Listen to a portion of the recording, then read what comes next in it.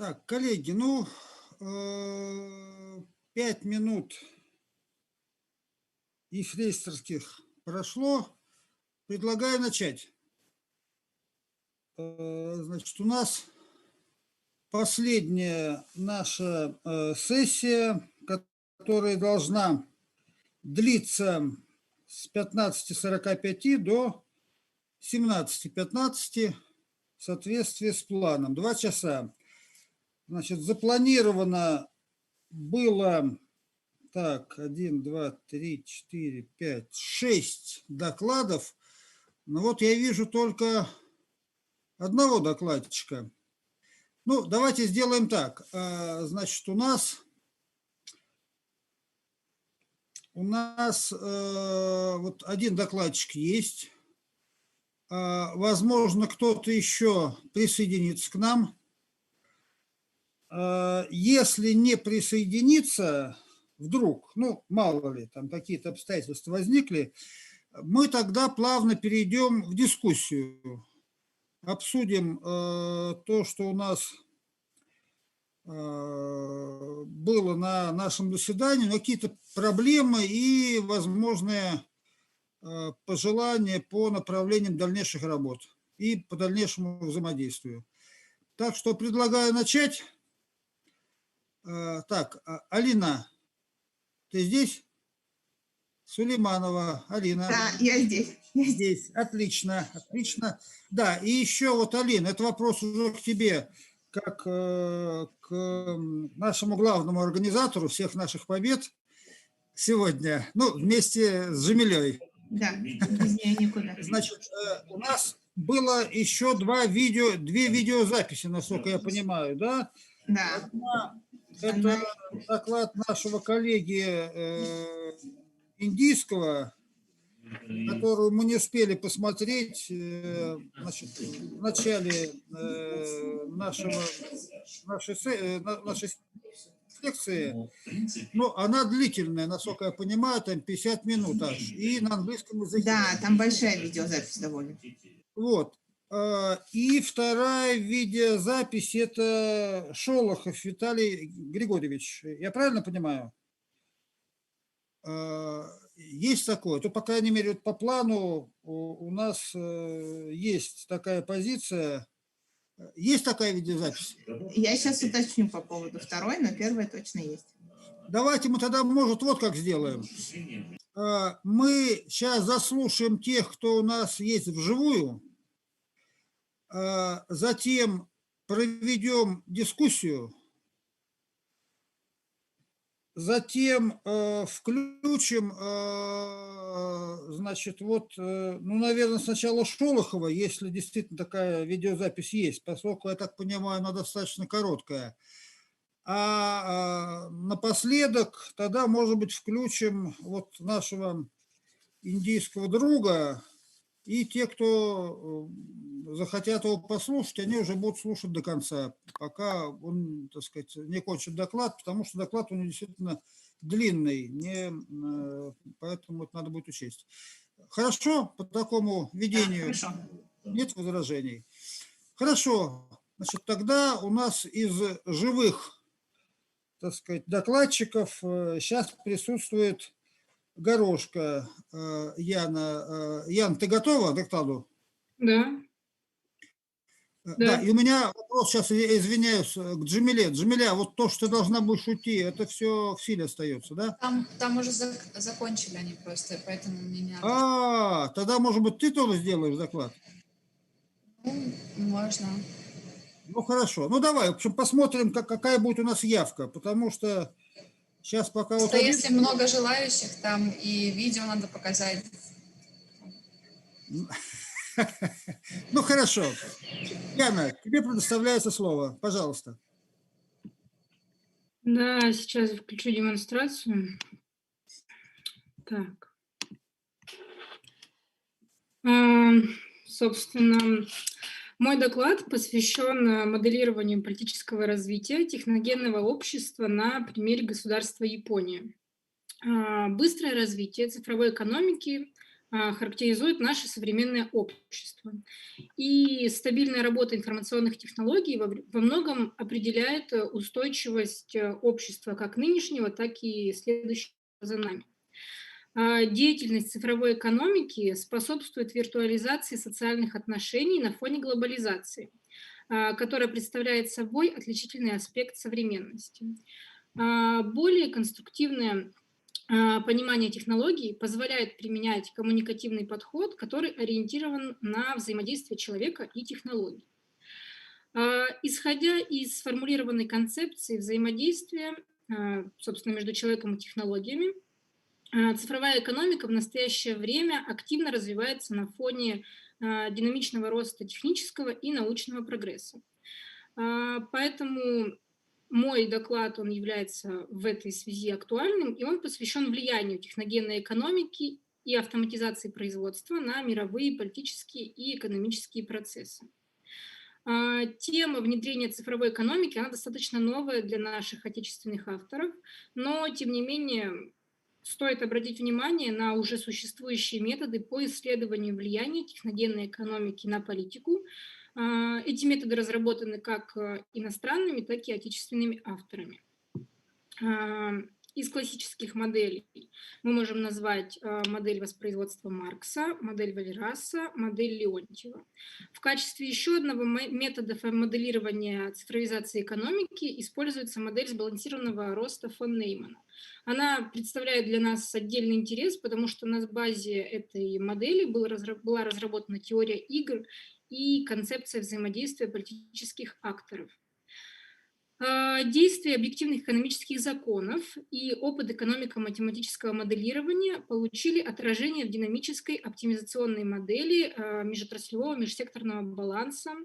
Эту модель разработал экономик-кибернетик Ведута. Эта модель может служить основой для построения киберсистемы и повышения эффективности управленческих решений в цифровой экономике. Отдельную категорию методов моделирования составляют метод статистического анализа данных и прогнозирования и метод системы индикаторов исследования рынка IT-услуг в информационном пространстве. Но в настоящий момент в связи с низким уровнем развития статистики в некоторых государствах именно вот этот низкий уровень развития статистики выступает как барьер внедрения цифровой экономики. Одним из наиболее распространенных методов моделирования экономических процессов, и в том числе, естественно, моделирования процессов цифровой экономики и динамики цифровизации, является имитационное моделирование, которое было применено в ходе исследования. Имитационное моделирование предоставляет вероятностный прогноз развития ситуации и позволяет заранее ознакомиться с возможными аспектами ситуации.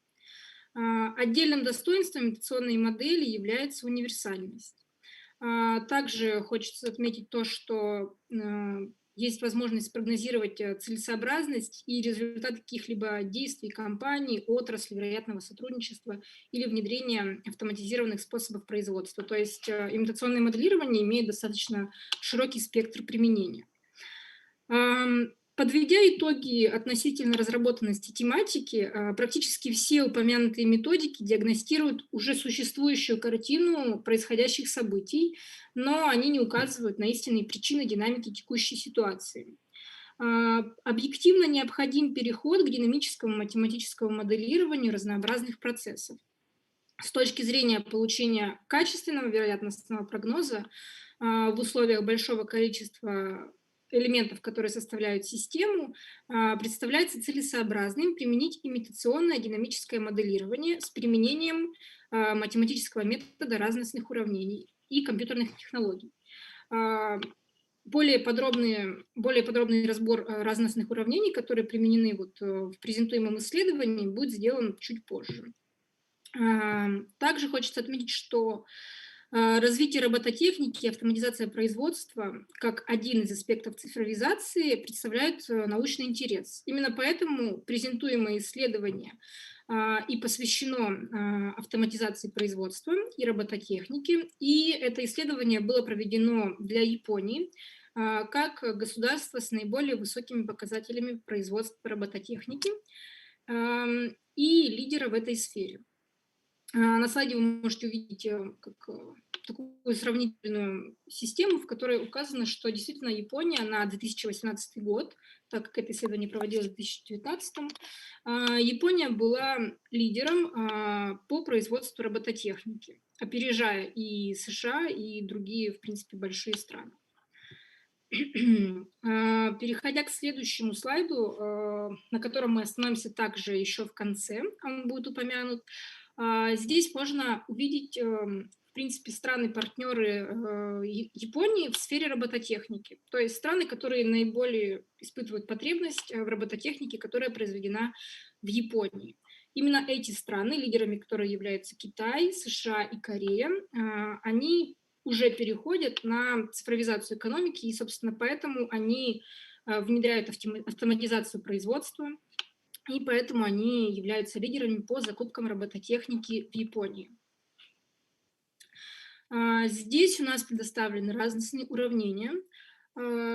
Собственно, пока я буду рассказывать чуть дальше о базовом сценарии, вы можете ознакомиться с разными уравнениями, но хотелось бы сказать, что отдельное внимание стоит уделить фактору проводимой межгосударственной политики, это у нас фактор P3, и фактору проводимой среди производителей робототехники политикой, это фактор P8. Сравнивать сценарии, которые мы сейчас будем рассматривать, мы будем по показателям уровня производства и по показателю внешнегосударственного спроса. В качестве базового был спроектирован сценарий динамики развития ситуации при сохранении текущих уровней производства, экспорта и спроса на робототехнику. С учетом базовых характеристик был сделан прогноз до 2028 года, который отражает изменения в соотношении производственно-экспортных показателей. На слайде у нас представлен базовый сценарий. Собственно, уделите также внимание показателю P3 и P8, которые также выведены на слайд, для того, чтобы их сравнить в дальнейшем. В процессе разработки модели и прорабатывания вероятностных сценариев было отмечено, что общий спрос на робототехнику не покрывается произведенной продукцией в полной мере. Таким образом, отсутствуют как переработки, так и полное удовлетворение запросов потребителей. Первые существенные несоответствия объемов производства робототехники общему и экспортному спросу наблюдаются уже с 2021 года. В дальнейшем они будут только увеличиваться. И в итоге на базовом сценарии можно увидеть, что в предыдущие годы, то есть 2016-2020, недопроизводство составляло небольшие значения. И с началом разрыва в объемах производства и в общем спросе, это с 2021 года, наблюдается уже существенное несоответствие между уровнем производительности и требуемым общим спросом. Во втором сценарии рассмотрены два варианта негативного исхода событий. Это перепроизводство и недопроизводство. Остановимся вначале на недопроизводстве. В процессе прорабатывания возможных вариантов динамики уровня производства робототехники параметр фактора проводимой межгосударственной политики с текущего результата, как было показано на предыдущем слайде, был искусственно увеличен. Но исследование показало, что увеличение этого параметра в недостаточно больших объемах, то есть увеличение до параметра 0,16, существенных результатов не дает. Если же этот фактор межгосударственной политики будет еще ниже, как вот в сценарии на слайде, то, собственно, будет только увеличивающееся недопроизводство. Таким образом, Япония будет терять своих потребителей робототехники вне Японии. Также был проработан вариант увеличения фактора проводимой межгосударственной политики и до значений больших, чем были оптимальными, о которых мы также скажем позже. При соблюдении, вот, например, факторов, указанных на слайде, спрос удовлетворяется объемами производства в полной мере, но при этом всем побочным эффектом от чрезмерного увеличения показателей стало перепроизводство. И переходя к оптимистическому сценарию, где был произведен искусственный подбор наиболее оптимальных показателей, как фактора межгосударственной политики, так фактора и политики для производителей робототехники, была рассмотрена ситуация, когда Япония удовлетворяет все экспортные запросы и запросы внутригосударственные. При соблюдении вот указанных значений факторов Япония будет удовлетворять как внутригосударственные запросы, так и внешнегосударственные запросы. При этом значительного перепроизводства не будет. При таком факторе проводимой межгосударственной политики, хоть в период с 2022 по 2027, небольшое недопроизводство все же будет сохраняться. Если в дальнейшем этот фактор немного еще увеличить в межгосударственной политике, таким образом полностью уровень производства будет покрывать внешнегосударственный спрос. Но отдельным аспектом этого сценария является то, что если мы обратим внимание на 2020-2021 год, мы видим, что уровень производства должен быть выше уровня внешнегосударственного спроса. Таким образом, производители робототехники в Японии должны быть готовы к некоторым переработкам. Процесс построения модели приведен в соответствии с системным подходом и основан на математическом анализе. Также модель по основным своим параметрам соответствует реальной политической среде. Созданная модель делает возможным предсказать вероятную динамику поведения системы при определенном наборе факторов. Исследование системы должно осуществляться не только с точки зрения взаимодействия между странами, но и с точки зрения развития экономики государств, в том числе включая их интеграцию в мировую торговлю и геостратегическое положение. Именно это дает понимание существенных моментов в проводимой внешнеполитической активности государств. Проведя анализ построенной математической модели, были выявлены некоторые закономерности и особенности развития цифровой экономики, которые присущи государству Япония. Был сделан, во-первых, вывод, что Япония придерживается тактики полного удовлетворения внутренних запросов потребителей японской робототехники. Таким образом, иностранные потребители получают товары не в полной мере. Это имеет два последствия. Во-первых, у Японии низкая потребность в импортировании робототехники, что приводит к полному удовлетворению внутригосударственного спроса. А во-вторых, Япония имеет некоторую независимость от иностранных поставок, что обеспечивает ее большей гибкостью в проводимой политике. Эта гибкость достигается ввиду того, что автоматизированные отрасли производства не зависят от импорта или же они зависят в меньшей степени. Как уже отмечалось при рассмотрении первого сценария, дальнейшая эскалация текущей ситуации, то есть увеличивающееся недопроизводство, будет нести негативный эффект на сферу международных отношений Японии, потому что это будет отражаться на ее торгово-экономическом партнерстве, приведет к потере ее партнеров и непременно скажется на имидже страны, что может повлечь за собой проблему не только в экономике. Также в силу влияния экономики на политику, в дальнейшем это может привести к нарушению других каких-либо межгосударственных договоренностей и снижению продвижения стратегически приоритетных интересов Японии. Проведя сравнительный анализ общего спроса на продукцию робототехники и уровень ее производства, было выявлено, что, как я уже сказала, в ближайшие 5 лет японскому правительству необходимо проводить крайне четкую и быстро реагирующую политику по производству роботов. Необходимой мерой станет уже упомянутое перепроизводство роботов и, как следствие, готовность к убыткам, для того, чтобы в дальнейшем Япония могла покрывать спрос на роботов и оставаться лидером на рынке продаж. Также можно сделать еще некоторые выводы. Это то, что Япония имеет достаточно большой потенциал в сфере робототехники. Достаточное число научных разработок позволяет стране задавать необходимый темп внедрения роботизации. Наиболее выгодными в плане экспортной торговли являются Китай, США и Корея. Это как раз тот слайд, о котором я говорила ранее, ее самые большие партнеры по экспорту. Эти страны имеют наивысшие показатели по закупкам продуктов робототехники. Но для Японии являются приоритетными потребности своих потребителей, так как соотношение экспортных и внутригосударственных торговых операций, анализ которых проводился во время исследования, имеет положительный баланс во внутригосударственном спросе. Этот факт также достаточно важен для Японии, так как Япония – это нация стареющая, и таким образом для Японии достаточно большое значение имеет роль роботов и уровень автоматизации, так как это станет необходимой заменой рабочей силы. Относительно Японии также следует обратить внимание на внутренние аспекты развития страны, такие как старение нации, зависимость от природных катаклизмов, наличие большого внешнего долга. Все эти аспекты делают цифровизацию экономики наиболее целесообразным методом повышения развития и благосостояния нации.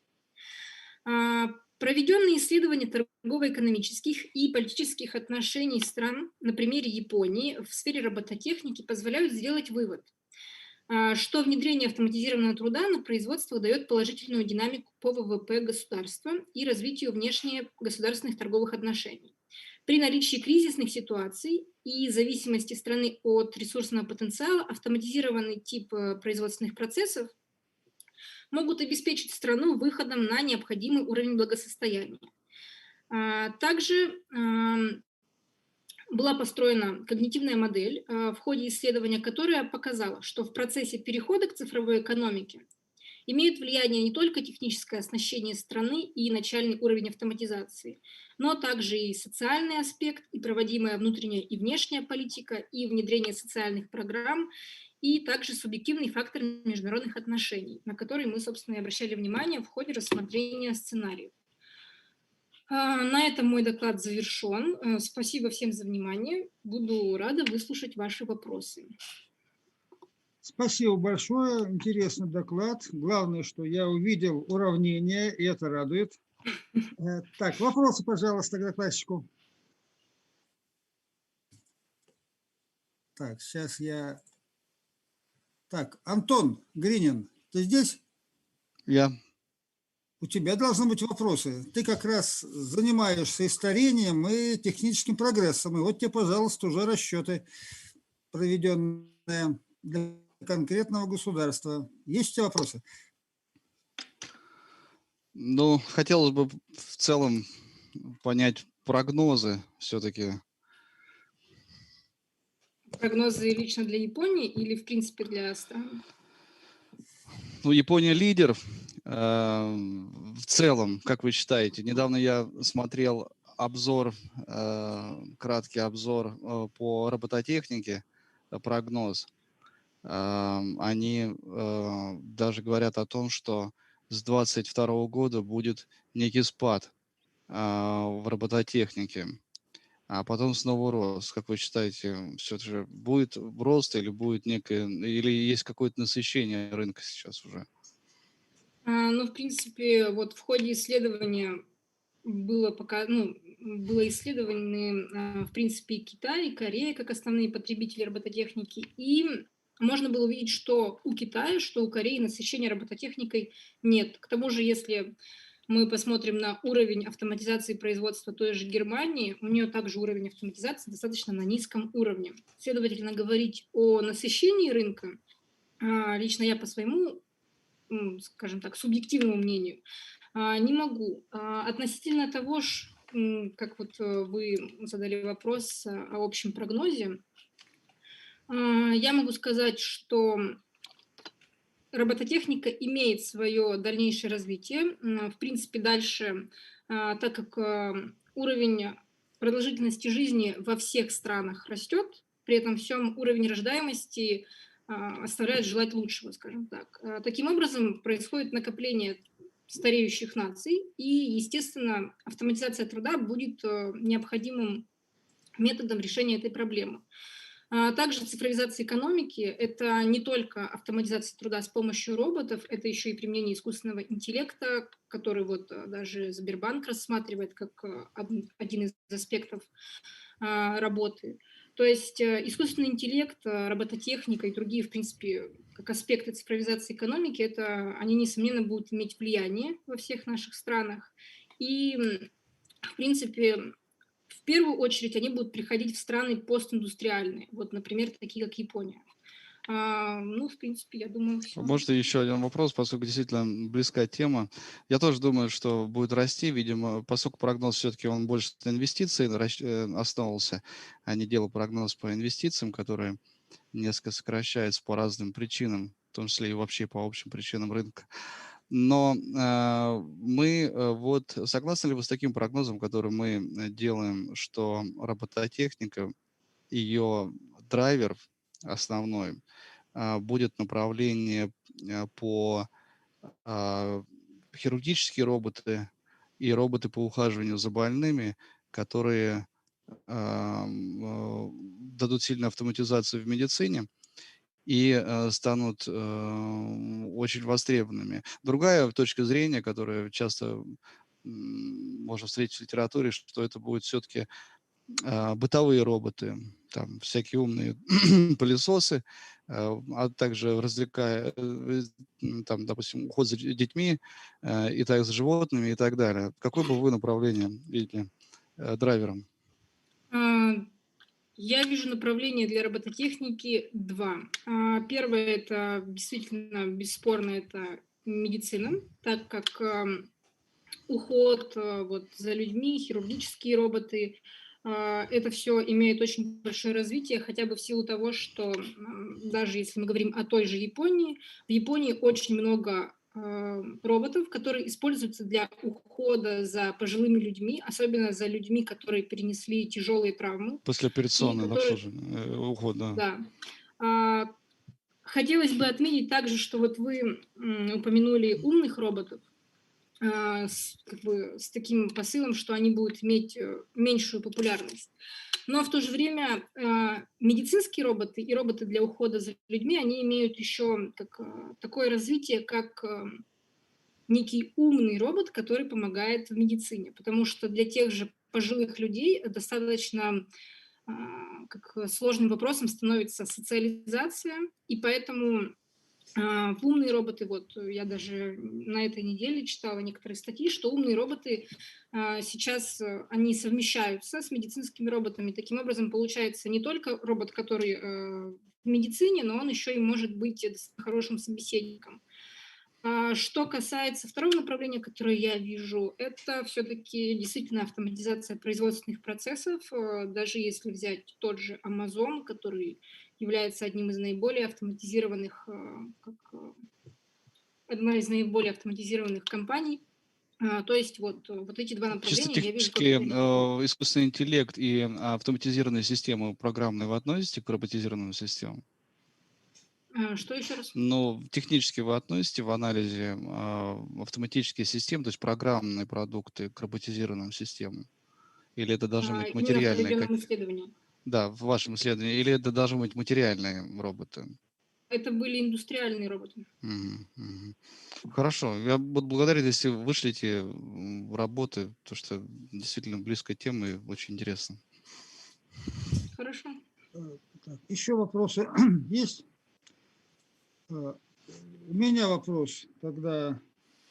Ты молодец, поскольку взяла за такую сложную тему и пытаешься ее математизировать. Я, естественно, не успел просмотреть все уравнения внимательно. Был признателен, чтобы ты мне тоже прислала, чтобы я внимательно посмотрел уравнения. Вот. Но все-таки вот по виду уравнений, что у тебя является независимым параметром? Спрос, то есть ты варьируешь спросом, да, насколько я понимаю, на робототехнику, а производство у тебя задано в виде некой функции, которая уже как бы зависима от инвестиций, от вложений. Так или нет? Или я неправильно понял? Ну, в принципе, основным является, конечно же, спрос, потому что я это рассматривала с точки зрения Японии, то есть вся литература, которую я читала, она также, ну, я это все делала, находясь в Японии, естественно, она была с позиции Японии, но при этом всем на спрос также есть некое влияние с точки зрения той же Японии, потому что, опять-таки, если Япония будет производить недостаточное количество роботов, то есть уровень производства будет падать, то какой будет стимул у потребителей делать спрос в робототехнике лично для Японии? Хорошо. Ну, пришли мне, ладно, вот уравнение. Да, да, без проблем. Второй вопрос. Правильно ли я понимаю, что ты, как бы за кадром это правда осталось, но тем не менее, что ты считаешь, что производство робототехники для Японии является, ну, как бы ключевым в смысле ее экономического развития? Например, то же самое, что для России вот, торговля нефтью и газом. То есть, вот, поскольку мы зависим от торговли нефтью и газом, являясь, ну, по существу сырьевой стороной, а Япония, поскольку у нее сырья нет, а наоборот, она его импортирует, основной статьей расхода вот в новой экономике является именно экспорт робототехники и экономическое развитие японской экономики в целом существенным образом зависит именно от этого, так сказать, направления. Я правильно понимаю или нет? Ну, в принципе, да, вы правильны в том понимании, что робототехника для экономики Японии значит очень многое. И, в принципе, Япония выбрала для себя лично такой курс, как внедрение своих сил именно в сфере экономики, как робототехника, как раз потому, что в Японии у нее ограниченная территория, у нее та же зависимость от катаклизмов, то есть даже для самой же Японии иметь роботов это достаточно важно. Ну и к тому же, вот как вы уже говорили, у Японии нет ресурсов, то есть одной из достаточно основных статей дохода Японии является как раз робототехника. То есть А какой процент развитием робототехники выпуска? Япония занимается уже достаточно долго. Понятно. А какой процент в экспорте составляет робототехника вот, у японцев? Ты не можешь сказать? У тебя цифра такая Ну, есть? сейчас уже нет. Можно я ставлю свои тут два слова? Да. Яна совершенно права. То есть, но насколько, Ян может меня поправить, насколько я помню по тем материалам, которые я изучал, Япония, она лидер в определенном сегменте роботов. Например, роботы машиностроения, то есть, ну, станки. Насколько я помню, Германия давно лидирует. То есть это роботы, скажем так, для роботов. То есть роботы, которые собирают на конвейере, роботы, которые там собирают в сборочном производстве. А, например, если брать роботы бытовые, то Китай тоже, я не знаю, наверное, уже и вышел на первое место. Очень большой, я вот всегда удивлялся этой статистике, не знаю, насколько она правильная. Есть данные, что военные роботы, они даже превосходят по своему количеству производства, чем невоенные роботы. Там, конечно, Соединенные Штаты и Россия, кстати, играют ведущую роль. Насколько я понимаю... Звук пропал. Да, у Звук меня пропал, тоже. Антон. Как сейчас, как сейчас? Да, вот сейчас Да, хорошо. сейчас Ага. появился. Вот, как насколько я понимаю, Япония это прежде всего сектор высокотехнических роботов, производственных роботов и медицинских роботов. И вот насколько я правильно, что военные роботы, была ли такая статистика? Действительно, они занимают большую роль, большой сектор вообще в рынке роботов? Ну, в принципе, я не изучала Не встречались такие данные? военных роботов, как их вклад в статистику, но вот относительно вот замечания того, что, ну, даже скорее не замечание, а дополнение, что Япония это больше страна, которая специализируется на высокотехнологичных роботах. Это действительно так. Как я уже говорила, Япония занимается развитием роботов достаточно долго, и она вкладывает именно в такие достаточно сложные проекты, а не просто какие-то роботы, которые там, не знаю, складывают кроссовки в коробочки. Да, то есть тут сектор роботов, он довольно широкий. Тут надо говорить про то, что как бы, то есть Япония не абсолютный лидер по всем роботам. Вот что я хотел Ну, уточнить. естественно, нет. Да, то есть сектора роботы, в разных секторах разные лидеры. Так, коллеги, спасибо за дискуссию. Просто у нас время ограничено. Можно ее будет в индивидуальном порядке продолжить. Вот. Но у нас вот есть, я вижу, подтянулись докладчики. Так, вот Кирилл Витальевич Горелов, вы готовы доклад сделать? Алло. Здравствуйте, здравствуйте. Да, сейчас одну секундочку. Я на более позднее время рассчитывал. Нет, почему? Оно подошло. 16:30. Вот как раз ваше время. Я всех приветствую. Слышно меня хорошо? Да, все хорошо, отлично. Да. Пожалуйста. Расшарю.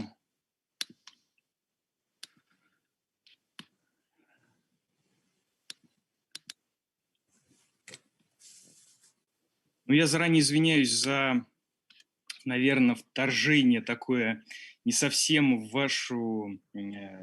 ваше направление деятельности. Я тут, бегая на работе, все-таки послушал несколько докладов, невероятно интересно все было. Очень-очень блестящее выступление, я считаю. Вот. И я не технический специалист, а у вас, я так понял, в основном именно это направление.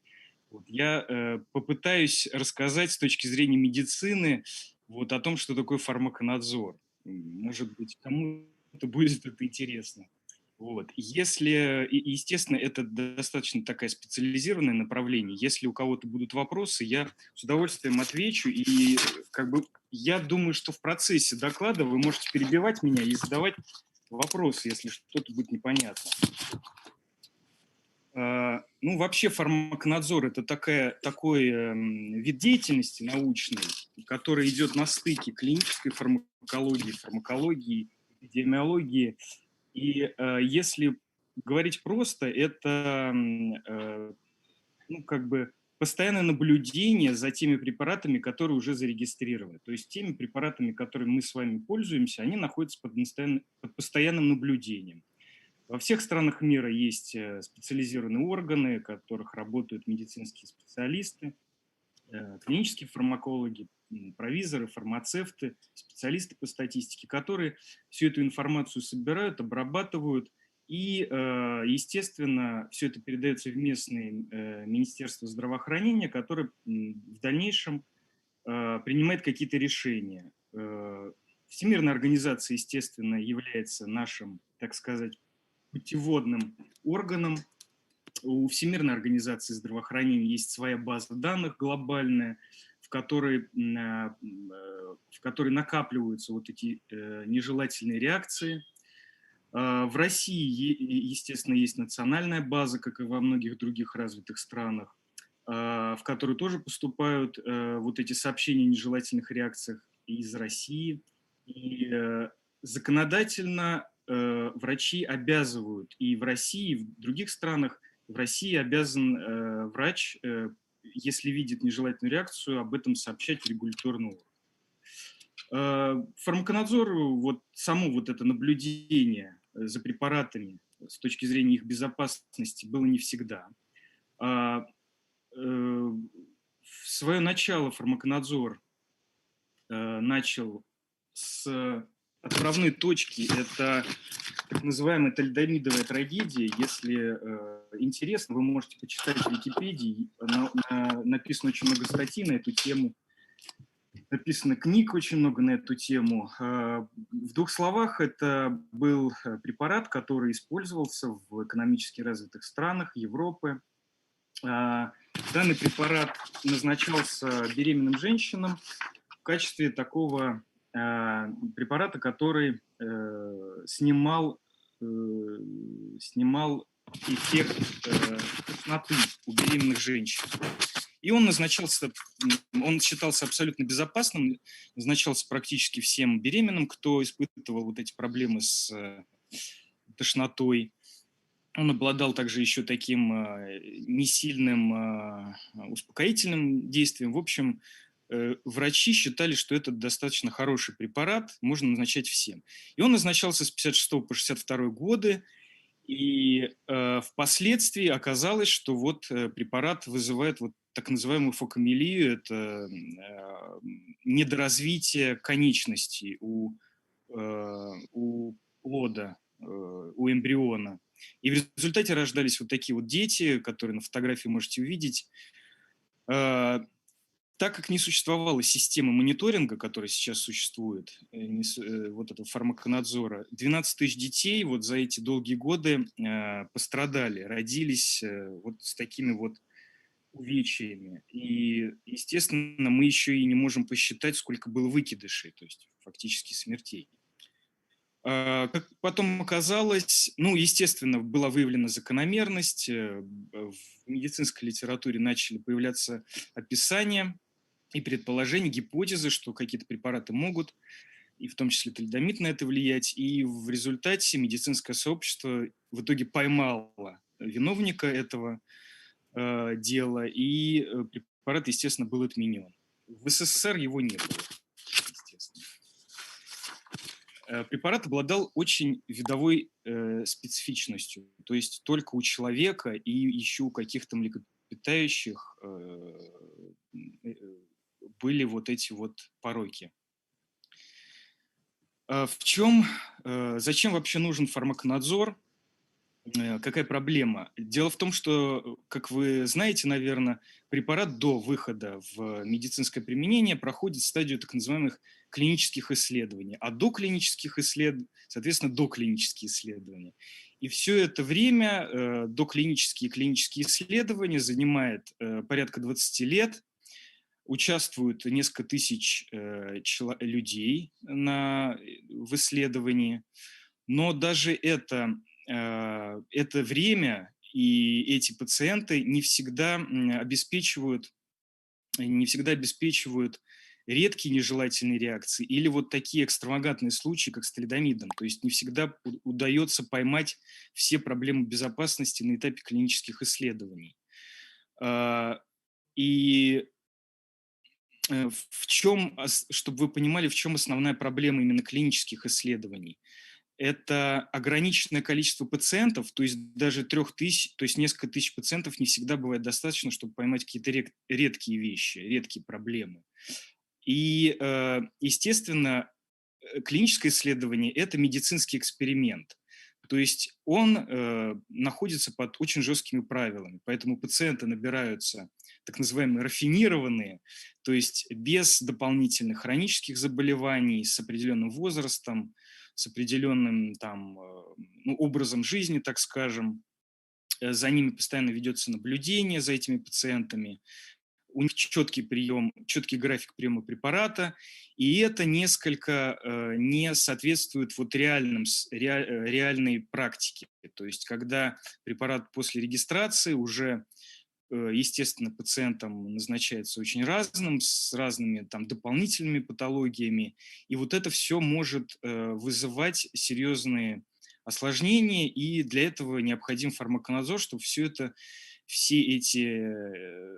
информацию фиксировать и накапливать, и принимать решения в соответствии с этим.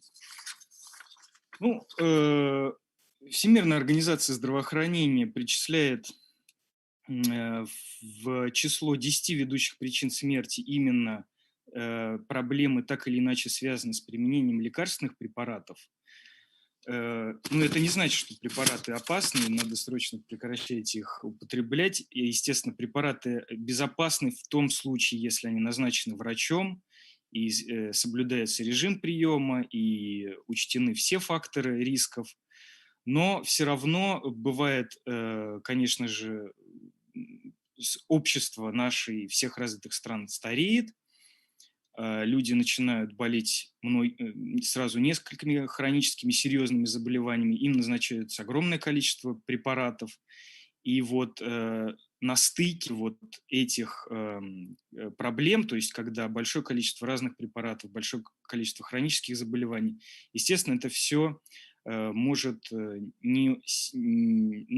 неблагоприятно влиять на продолжительность жизни пожилых людей. Прежде всего.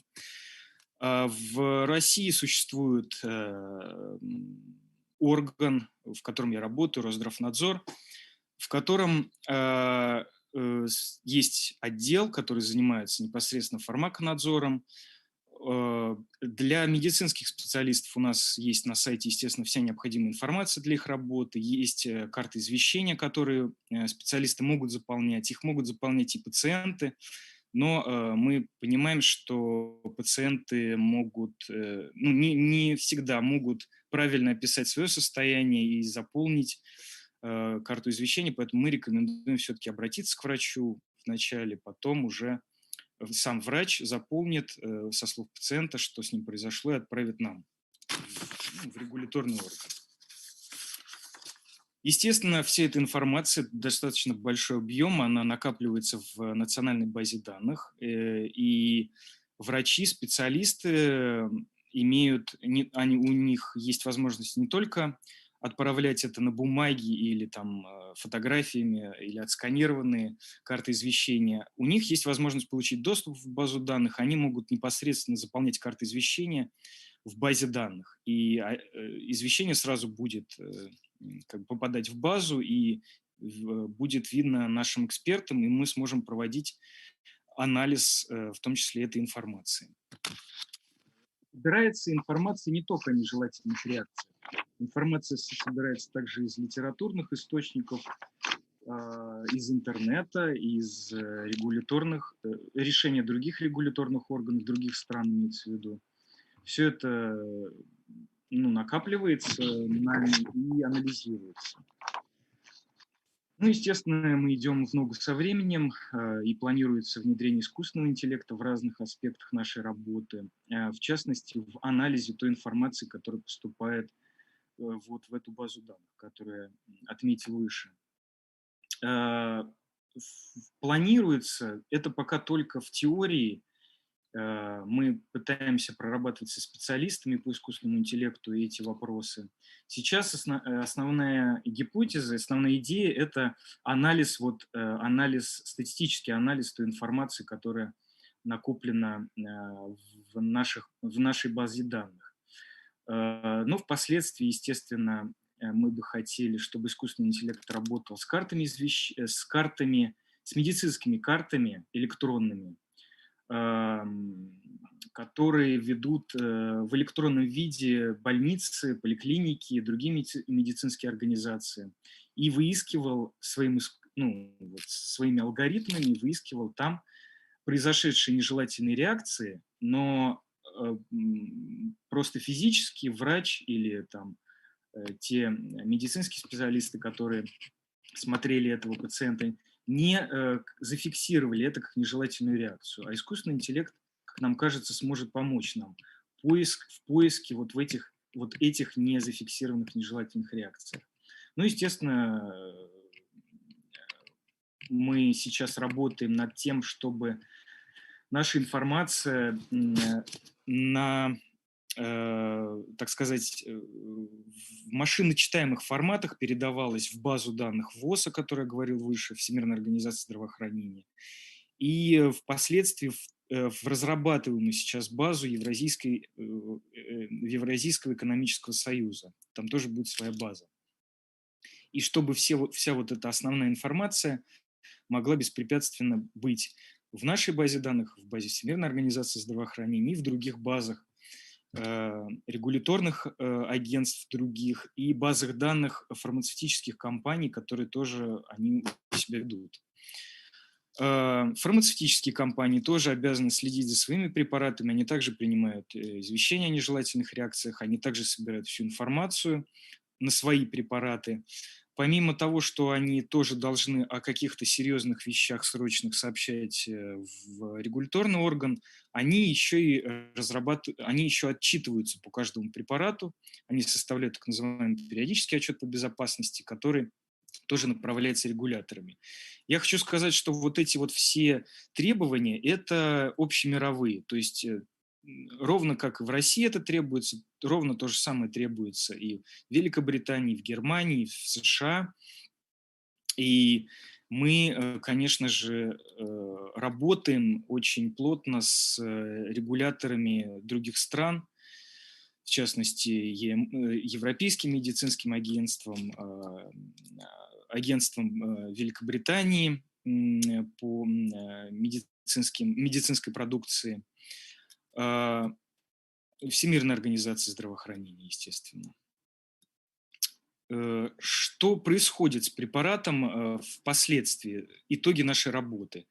Это, естественно, постоянная оптимизация, постоянное улучшение инструкций по применению и внесение туда изменений, то есть новых данных.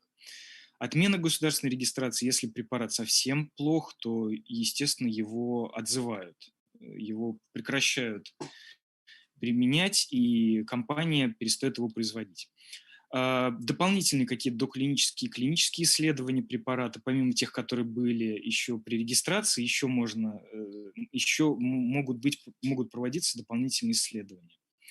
Приостановление временное применения препарата, то есть его могут приостановить на какое-то время до выяснения обстоятельств.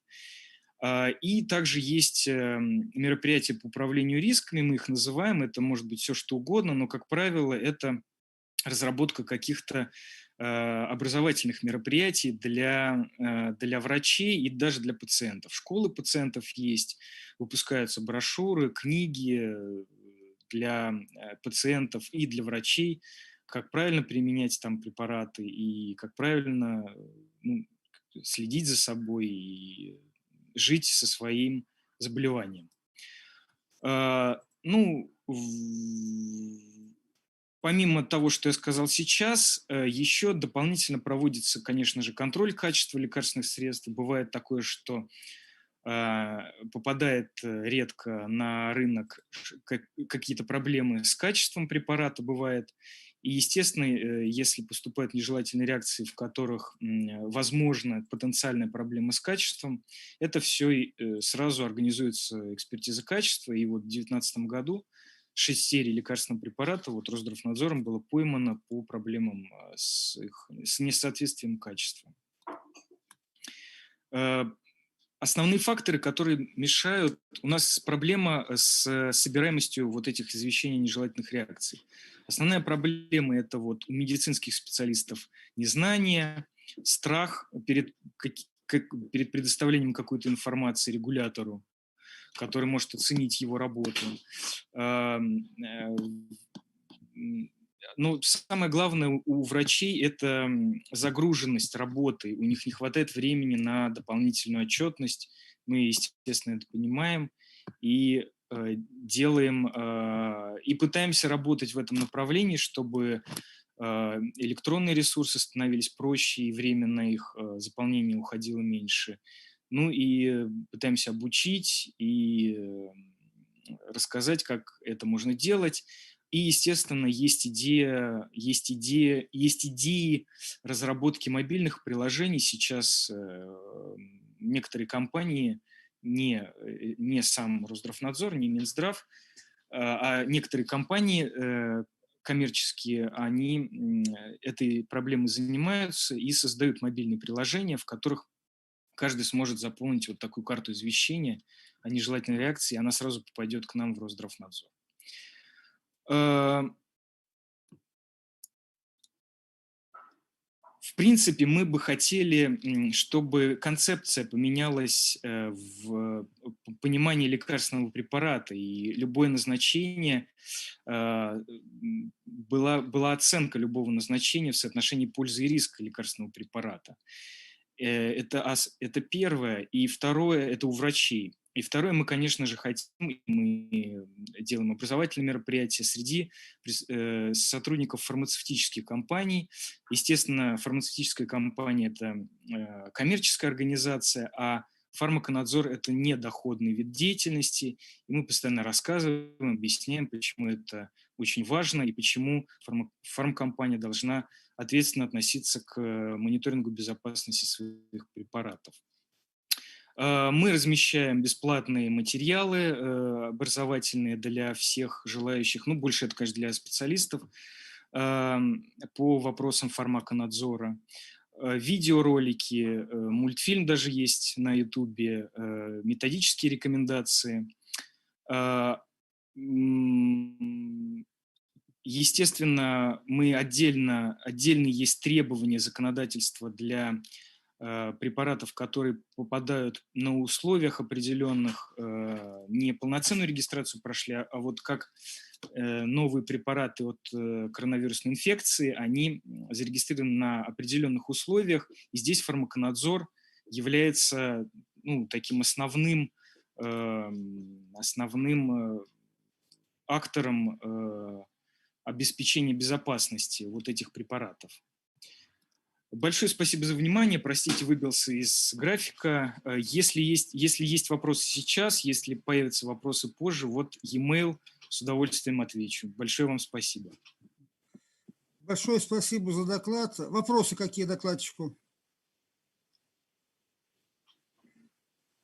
Так, у меня вопрос. Ну, опять же, наверное, у Антона Гринина должны быть вопросы. Ну, сейчас Могу я задать, если... немножко, да, как бы на разогреве. Мгм.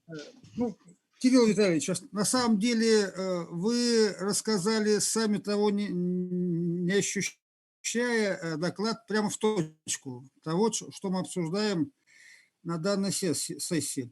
Обсуждаем мы проблему прогноза, долгосрочного прогноза. И поскольку мы входим в этап исторического развития, когда человек начинает менять себя прежде всего, не природу, а себя, то чрезвычайно важен прогноз вот этого влияния. А вот эти различные препараты, которые сейчас плодятся, так сказать, и разрабатываются промышленностью фармакологической, это очень серьезная вещь. С одной стороны, это серьезная вещь в том смысле, что действительно улучшает качество жизни и продолжительность жизни. Собственно, то увеличение продолжительности жизни, которое мы наблюдали в 20 веке, а в развитых странах это практически в 2 раза, с 40 лет ожидаемой продолжительности жизни до 80, это во многом связано как раз вот с фармакологией. Ну, прежде всего, конечно, это антибиотики.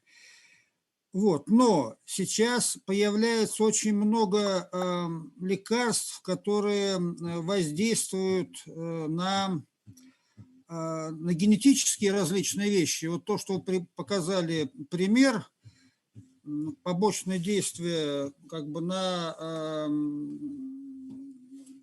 так сказать, лекарство, которое давалось беременным, и то, что, так сказать, было такое побочное действие ужасное на новорожденных, вот эти риски, они продолжаются. И вот в связи с этим у меня к вам вопрос как эксперту.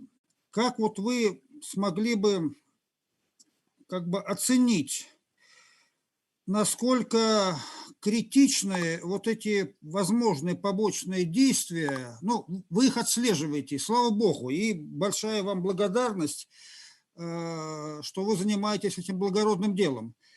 Вот. Но тем не менее, ведь какие-то вещи могут накапливаться, могут сказываться не в этом поколении, а в будущем поколении. И сейчас многие как бы футурологи тоже об этом говорят, что с одной стороны вот накапливаются какие-то генетические изменения, и это скажется не сейчас, а потом, поэтому сейчас сложно это прогнозировать.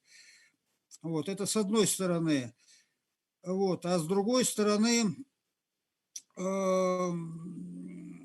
так, сейчас, с другой стороны, так, забыл, что с другой стороны, но тем не менее, да, значит, есть публикации о том, что вот уже нынешнее поколение детей, альфа-поколение, да, так называемое, оно уже имеет как бы особенности, связанные не только с, как бы, с психологией, но и на уровне генетики.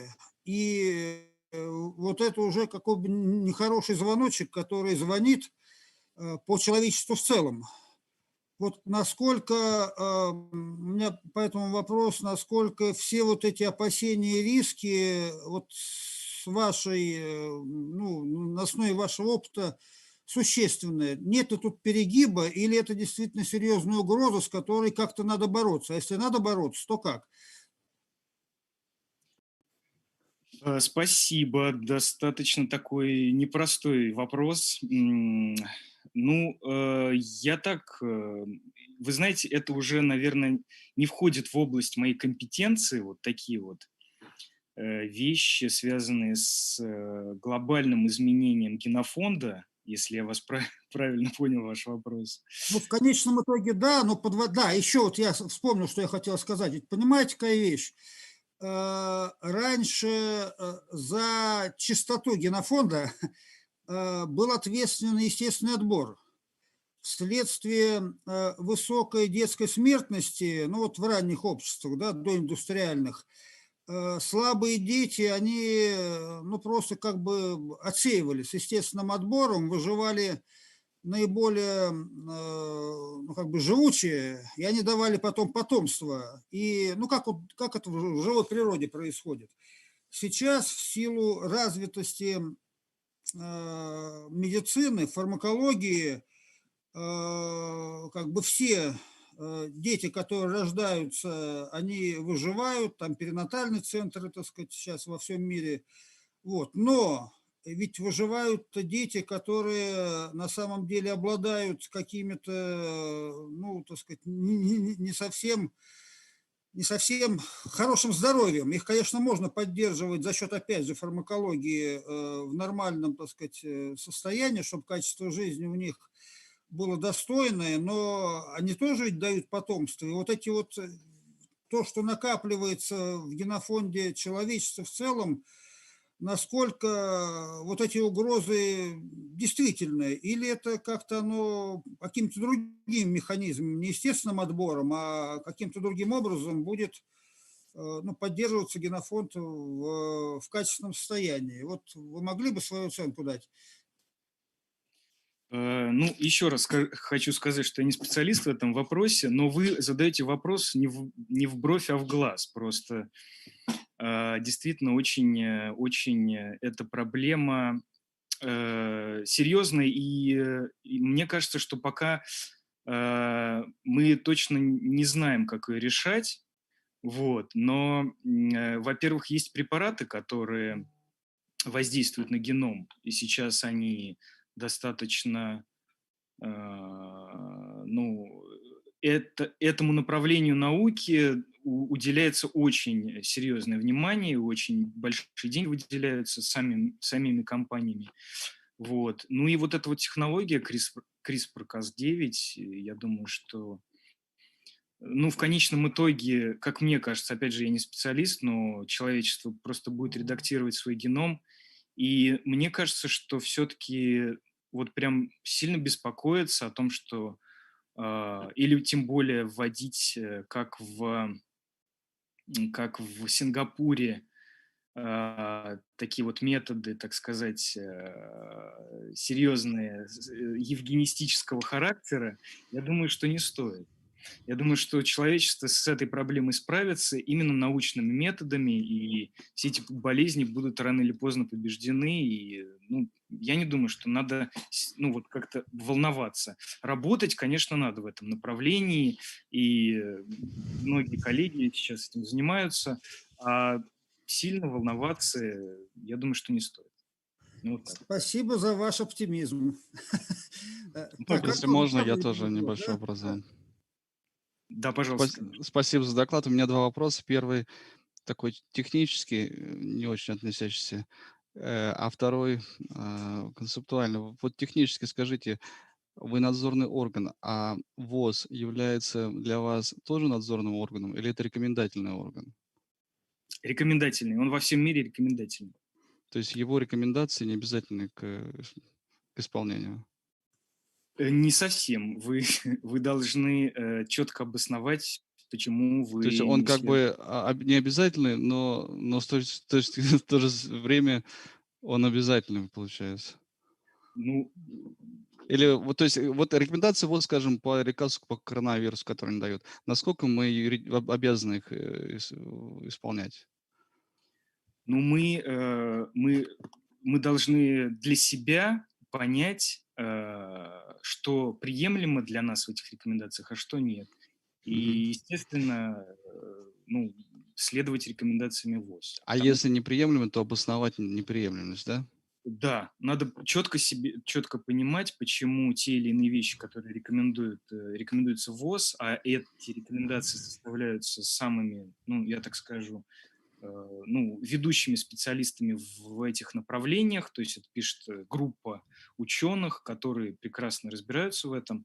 Почему, ну, вот, грубо говоря, Россия там по каким-то вещам отошла от этих рекомендаций? Мгм. То есть нужно это, вообще говоря, официальным образом завещать ВОЗ? То есть какой-то официальный документ туда посылать с обоснованием? Или как? Нет, нет, ну, естественно, есть и по разным, там очень такая непростая структура, то есть есть вещи, по которым мы отчитываемся, есть вещи, по которым мы просто принимаем во внимание какие-то рекомендации, вот. Но в целом, естественно, они, ВОЗ, обязаны мониторировать всю ситуацию во всем мире, и, естественно, если Россия каким-то образом будет уходить от тех рекомендаций, мы должны, ну, прежде всего для себя понимать, почему такое происходит, ну и, естественно, какие-то, так скажем, критические вещи они отслеживают. И мы А помимо кто представляет ВОЗ в России? Это при Министерстве здравоохранения или у них отдельное представительство? есть представительство в Москве. Они не входят официально, да, в Министерство здравоохранения? Нет, они не входят. Мгм. То есть это как бы надзорный, внешний орган, получается. Я вот вот знаете, точно не скажу. Ну, хорошо, спасибо, я уже Говорят, прояснил. есть Всемирная организация Мгм. здравоохранения, есть отделение, по-моему, есть отделение в Москве его, там небольшое количество людей, но в целом Мгм. Ну, они не входят в официальные органы власти, нет, понятно. нет, нет. Хорошо, вот у меня второй вопрос. Когда мы говорим о развитии новых технологий и новой революции технологической, мы говорим о том, что медицина будет ее неотъемлемой частью. А главной ее частью это будет сектор один из главных фармакологии. Но складывается такое вот противоречие, что уже несколько десятков лет вывод новых лекарств на рынок усложняется и усложняется, и становится колоссально дорогим. А как вы считаете, можно преодолеть это противоречие, развивать медицину, но при этом а, сохранять такие жесткие правила и постоянно даже их ужесточать, что мы сейчас видим, особенно на американском рынке? Возможно ли с таким жестким регулированием, ваше мнение, а, переход, ну, массовое более бурное развитие медицины? Или это тот фактор, который нужно снять для дальнейшего развития? Мгм. Так, ну, как вы видели из моего доклада, препараты все-таки небезопасны. И вот, например, слайд здесь, сейчас я вам покажу. У меня же транслируется, да, презентация? Да, мы видим. Вот здесь вы можете обратить внимание, 100 молекул на первичном этапе 10 тысяч. ходит. Ой, простите, да, 10 тысяч. Уже к вечеру. не з- 10 тысяч молекул изобретается учеными как лекарственные препараты. И они проходят вот этот фильтр, только одна из 10 000 может пройти клинические исследования. Почему они такие дорогие? Почему действительно, вот как вы говорите, это такой ну, барьер, что ли, для вывода новых препаратов? Нужно проверить базовую вот, безопасность и эффективность препарата. То есть вообще он, может быть, он действительно очень опасный препарат, или он вообще не работает, или, может быть, какие-то, что-то нам надо с этим препаратом делать. И вот эти клинические исследования, вот эти все требования, которые предъявляются, они возникли не на пустом месте. То есть каждое требование, оно под собой имело какое-то обоснование. Кто-то пострадал, потому что не было того или иного требования. И в результате вот мы сейчас действительно имеем достаточно серьезные требования, очень невероятные деньги. Для того, чтобы зарегистрировать препарат, нужно потратить фармкомпании. Вот. И поэтому, ну, как медицинское сообщество идет таким путем. А возможно ли преодолеть противоречия? Ну, скажем, ну, какая-нибудь болезнь Альцгеймера или там ВИЧ или там рак, если такие барьеры, это же сильно ограничивает новые разработки и те фирмы, которые не имеют денег на эти разработки. Совершенно верно. Вот вы правильно говорите. Вот кто имеет деньги, те идут стандартным путем и регистрируют. Те, кто не имеет денег, а препарат нужен пациентам, для таких во всех странах практически существует так называемая регистрация на условия. И у нас эта регистрация запустилась как раз с проблемой коронавируса. И вот такая регистрация, она делается в кратчайшие сроки, и то есть там клиническое исследование проводится. Ну, вы, наверное, читали из новостей, как, ну, то есть, как вот вакцина проходила клиническое исследование, то есть все волновались, что она, ну, недостаточно пройдет клиническое исследование. Это именно тот случай. То есть, когда препарат нужен, он запускается на упрощенных условиях, но он постоянно находится в режиме такого очень серьезного мониторинга его, как самой компании производителям, так и вот регуляторным органам. Поэтому два направления. Если компания считает, что все ее расходы окупятся, она по стандартной процедуре идет, а если есть пациенты, которым нужен препарат, который вот он изобретен, но у компании нет денег на его вывод, она идет вот по такому пути, по условиям регистрации. Но опять же я хочу сказать, что, как это часто бывает, если какой-то препарат изобретен, и он действительно хорош, то у фармацевтической компании всегда найдутся деньги купить эту лабораторию или эту группу ученых, которая это изобрела, и вложить деньги в клинические исследования. Да, спасибо. Действительно, коронавирус показывает новые схемы взаимодействия, которые, наверное, внушают оптимизм в этом плане. Спасибо. Хорошо, спасибо. Спасибо большое за доклад, очень интересный. Но нам нужно двигаться дальше, к сожалению. Спасибо вам огромное. Спасибо большое, спасибо. Ну, я остаюсь с вами, слушаю. Да, только, наверное, да, так вот, ага, все, хорошо. Так, коллеги, значит, я смотрю, кто к нам присоединился. Вот Виталий Шолохов. Добрый день. Вы здесь? Здравствуйте, я Да, подсоединяюсь. здравствуйте. Вот подошло время вашего доклада объяснение обоснования строгой периодичности в истории России. Вы готовы? Да, я готов. Так. Да, пожалуйста, да, вам. Значит, ну, прежде всего я приветствую. Так, у меня тут немножко демонстрация. Так, как-то я как вроде вверх смотрел. Да, вас хорошо видно, хорошо. Видно? Ну, ладно, тогда я так на этом и ограничусь. А у вас презентация будет? Значит, а? Презентация У меня будет пару этих демонстраций, я их покажу прямо с экрана здесь. с экрана, понятно. В основном у меня будет размышление, рассуждение. Значит, хотя тема моего доклада объяснение строгой периодичности в истории России, вот, но я, значит, запланировал свое выступление таким образом, чтобы от этого примера перейти к обобщенным рассуждениям и, значит, дать некоторые ответы именно по той программе, которая у нас запланирована для нашей 4-й секции. Это значит природа, общество и человечество, моделирование и прогноз. Ну, Я здесь думаю, что поскольку я тут уже, в общем, 17 лет живу в Америке, и поэтому там меня уже, наверное, основательно забыли, несколько слов сказать о себе. Значит, вот сама у нас конференция, она у нас проводится в университете. Университет фактически это моя альма-матер.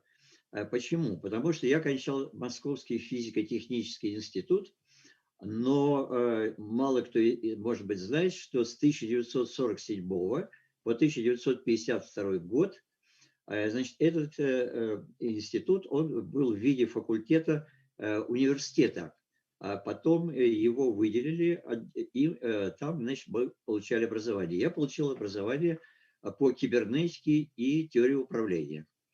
Вот. И, значит, здесь важно, значит, почему я так захватываю даже вот учебу в институте.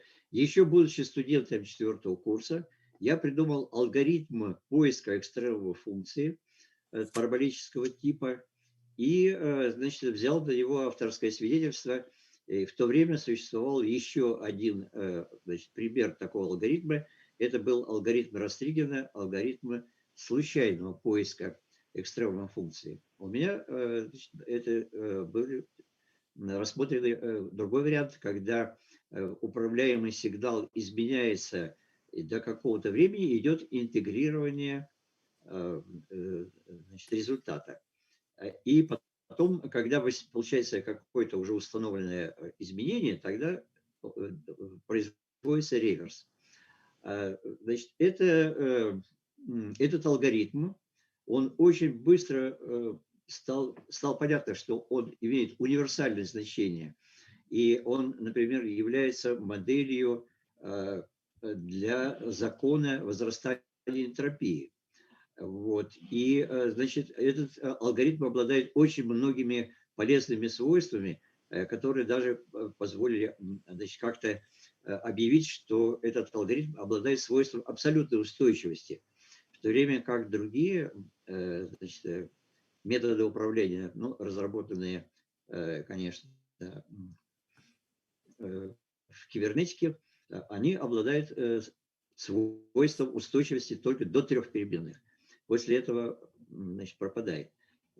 Исследование этого алгоритма, который вот я придумал, показало, что, значит, можно подсоединить несколько таких регуляторов на достижение одной цели, и все они работают независимо. Ну, данный, значит, алгоритм вызвал настолько большой интерес, что, значит, сам директор проблем управления в Москве, значит, стал моим официальным руководителем, и мне были назначены, значит, помощники, даны лаборатории, вычислительные средства предоставлены, ну, и была поставлена задача продемонстрировать это в промышленных условиях. Значит, был изготовлен, значит, промышленный регулятор, но, естественно, на это дело ушло много времени. Значит, я поступил в аспирантуру в 1960 году, а защитил диссертацию в 1967 году. Но, значит, этот регулятор поставлен на Грозненском химическом комбинате на процессе, значит, гидратации этилена, показал такие превосходные свойства, что, значит, это позволило, значит, получить буквально в течение одного экспериментального месяца, значит, дополнительной продукции на 137 примерно, так помню, значит, тысяч долларов, а, значит, в год это примерно 2 миллиона, а таких установок по стране 50 штук, и поэтому, значит, там очень большая перспективная была перспектива получения большой прибыли. К этому делу подсоединились Грузия, институт из Рустави, и команда, ну, лаборатория, примерно из 10 человек, они взялись произвести автоматизацию всех 50 установок по стране, но, конечно, на это у них ушло 20 лет. И, значит, 20 лет, так мы прикидывали, значит, где-то примерно дополнительной продукции до 2 миллиарда долларов. Вот. Но, значит, мне было неинтересно, конечно, заниматься этими вещами, и, значит, я стал смотреть, как использовать эти свойства для других целей. Значит, в частности, вот, значит, я посмотрел, ну, не посмотрел, я потратил 5 лет на изучение «Капитала» Маркса, и, значит, в результате мне удалось, значит, на основе использования вот этих вот свойств алгоритма экстремума функции цели, значит, построить, вернее, воссоздать ту модель, которую разработал Маркс. Выяснилось, что, значит, эта модель отличается от той, которая практически реализовалась в стране. Вот, и, значит, я пытался, значит, довести так, это до всех инстанций, вплоть до ЦК, вплоть до Горбачева, вплоть до прессы, вплоть до съезда партии и так далее. Но, к сожалению, значит, это была очень большая проблема преодоления, такая инерционность, так сказать, психологического заряда людей и идеологического, что сдвинуть их не очень просто. И это я покажу на примере вот этой строгой периодичности в истории России. Вот. Но, значит, для того, чтобы как-то спасти положение, я, значит, рассмотрел теорию ценообразования и разработал новое ценообразование. Институт экономики России опубликовал, значит, мою работу. Но, значит, настали уже такие времена, когда проблема ценообразования дошла до второй уровень, пришел свободный рынок. Значит, для того, чтобы как-то, вообще-то говоря, довести до сведения людей, значит, ценность вот этого алгоритма поиска экстремумов функций, значит, вот я пошел в аспирантуру, в докторантуру. Эта докторантура у меня была значит, в Российской академии государственной службы при президенте. Я был очным аспирантом на кафедре философии, и моим первым научным консультантом был Александр Николаевич Чуваков. Поэтому, ну, так как с Чуваковым я уже установил контакт еще до того, за несколько лет, то проблематика глобалистики мне известна уже, так сказать, не один десяток лет. Вот. И я принимал постоянное участие во всех мероприятиях, которые проводились. В том числе в 2003 году мы вместе с Чуваковым и с большой группой российских философов ездили на международный конгресс в Стамбул. Вот. И, значит, здесь надо сказать, что, значит, при всем при том, что было совершенно очевидно, что эти вещи, то есть вот эти свойства, они представляют собой очень мощный аппарат для того, чтобы разбираться в области философии. Значит, и я защитил докторскую по философии, так? Именно по онтологии и по социологии, но, значит, я инженер-физик, и я не имел специального образования. Поэтому, когда в 2002 году я, значит, попал в Америку, я, значит, определился здесь на то, чтобы я здесь буду учиться. И мне удалось здесь продержаться 10 лет. Я закончил 2 колледжа, один по языку, другой по социологии, и 2 семестра университета, в котором я изучал специально историю философии Аристотеля, Платона и вообще Аристотеля древнего мира как такового. Вот. Значит, в результате сейчас, после того, как, значит, я получил специальное это образование, я уже более квалифицированно могу сказать, в чем заключается, так сказать, вот новинка того, значит, того эффекта, который дает этот алгоритм.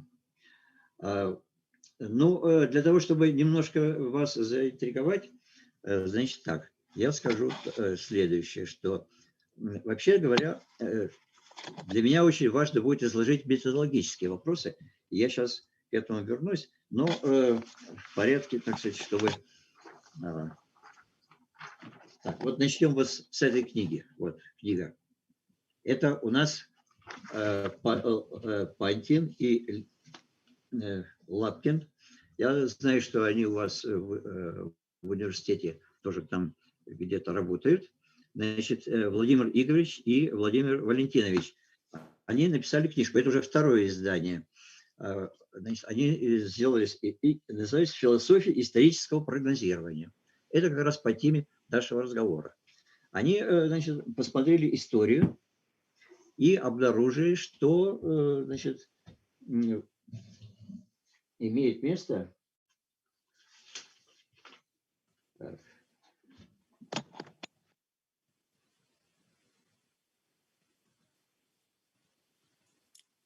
Звук прекратился. Вы, наверное, нажали как-то случайно. Звук прекратился. Звук. Есть, я включил звук. Да, Сейчас слышно? Да, да. Хорошо, ладно.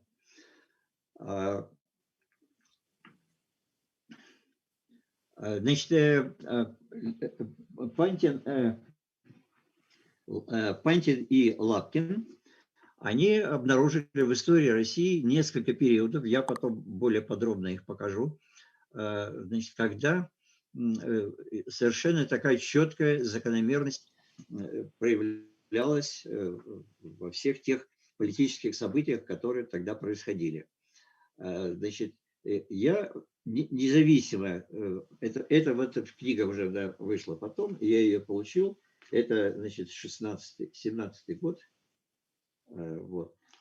Значит, на предыдущем конгрессе у меня уже был доклад, на котором я исследовал тоже вот эти периодические закономерности.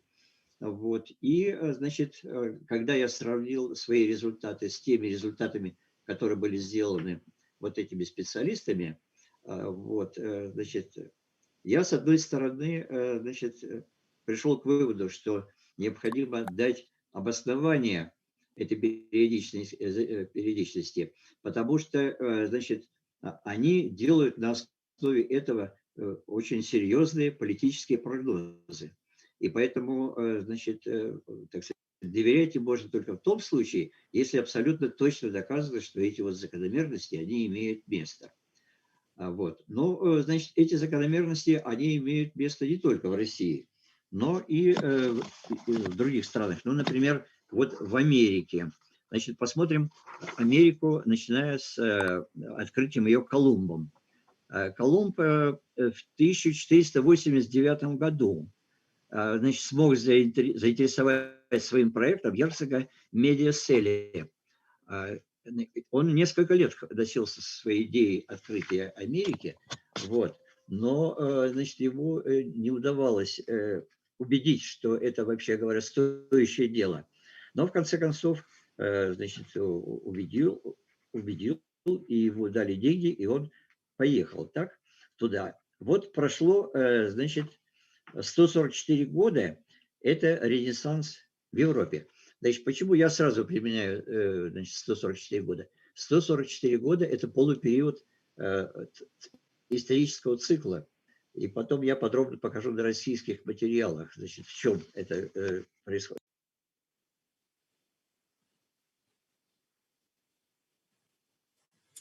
Звук пропал опять. Звук пропал. Звук пропал. Звук. Не слышно.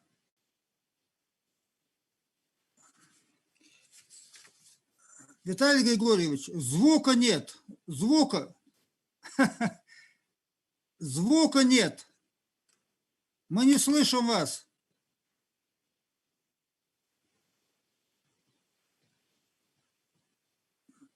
Виталий Григорьевич, вы меня слышите? Звука нет. Вы опять нажали там на что-то.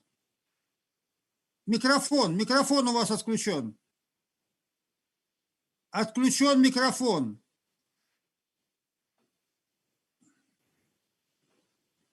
Может, ему как-то на экране написать? Нет звука. Но он, видимо, сообразил уже.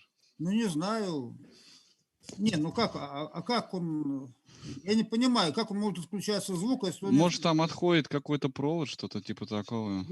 Ну провод. А почему тогда изображение это самое, сохраняется? Мгм. Сергей Григорьевич, там, я вам послал письмо. Так, Если ну, не видели, нет, если есть желание, я могу показать по поводу роли личности статью с схемы, которую, мне кажется, можно интересно моделировать. хорошо, ладно, я посмотрю, да. Ну вот Ну, и сейчас, я, может быть, показал бы там, ну, минут 5 бы заняло, недолго. не, ну сейчас мы не можем Нет, прерывать не доклад. сейчас, я имею в виду после конференции, может, по Ну скайпу даже. хорошо, да, давай. Мгм. Хорошо. Так, сейчас вот я так понял, вижу, что они пытаются как-то наладить. Группа поддержки. Да. Да, группа поддержки пришла. Нет, звук у них пропал. Так, ага, Так, сейчас звук появился. Появился, да. Звук появился, изображение тоже. Разрешите продолжить? Да. Давай быстрее, у тебя времени мало осталось. А времени мало. Да, относительно времени меня предупреждают, сколько там у меня. Потому что у меня большой объем. А сколько вам надо? Скажите, сколько вам надо? Ну, значит, в принципе, я рассчитывал 15 минут доклад, и потом 15 минут еще дискуссия, связанная с этим же. Я понимаю, да, но сколько вам для доклада нужно, для Для завершения доклада до сейчас еще потребуется даже минут 10. Сколько я проговорил, где тут время? Ну, вы проговорили, сейчас скажу, 18 минут. 18 минут, да? Тогда Да. я сейчас коротко изложу. Ну да, основную давайте идею. вы изложите коротко, а потом мы лучше вопросы вам зададим. Да. Хорошо, есть.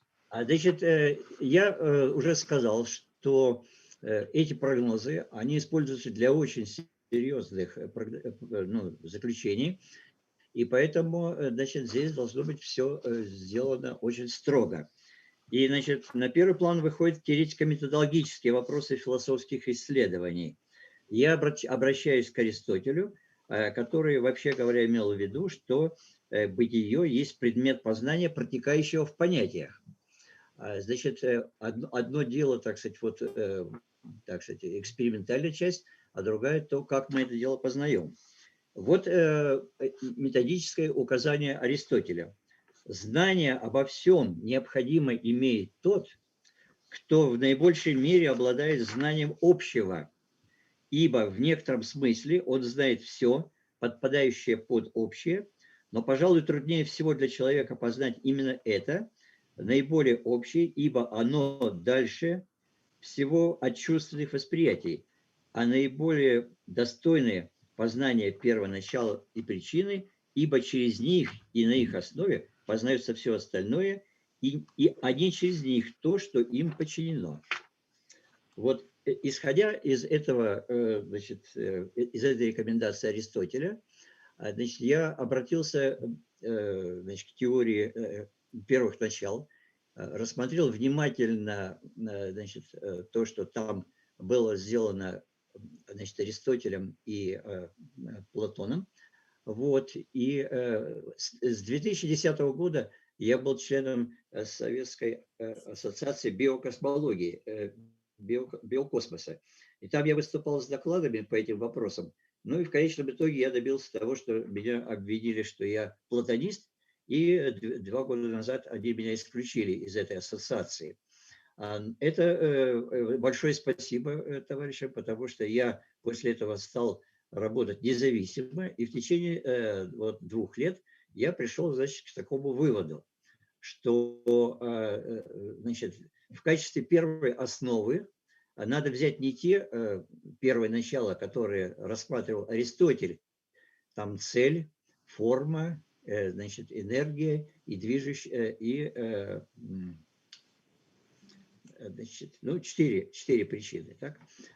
Эти 4 причины, вообще-то говоря, ну, они не определены, и самое главное, что сам Аристотель считает, что их невозможно определить. Вот. Поэтому, значит, если я беру, например, закон физики возрастания энтропии и, значит, говорю, что вот этот закон заключается в том, что предельное состояние энтропии идет к стационарному состоянию, значит, производная равняется нулю. Вот, тем не менее, значит, дифференцированию подлежит не только сама величина, но и подлежит размерность. А размерность энтропии, Планк предложил такую формулу, это размерность энергии, умноженная на время. Значит, после дифференцирования этой размерной части, значит, получается выражение, состоящее из трех составляющих: относительное превращение массы, относительное превращение энтропии и относительное превращение времени. Причем любопытно, что значит, это самое время здесь, в этом рассмотрении, в этом результате, вот это основной результат, время там отрицательное. Вот, и, значит, это, вообще-то говоря, значит, как бы получается, значит, такой результат, что время у нас идет не вперед, а время идет назад. То, что у нас связано с материей, это история, это вот настоящее время. А вот это вот мгновение, в котором мы живем, так, это переломная точка, в котором, если мы заглядываем в будущее, то мы это будущее получаем в полной неопределенности. Но и с другой стороны, и мы его получаем в информационном виде.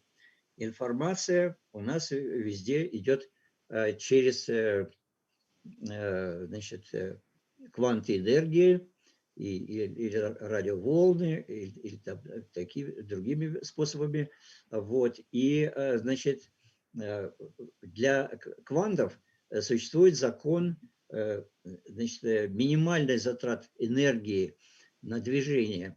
Это тоже позволяет сделать, значит, дифференцирование. И при дифференцировании этого закона минимального расходования энергии тоже получается три переменные. Вот, это, значит, такие же точно переменные.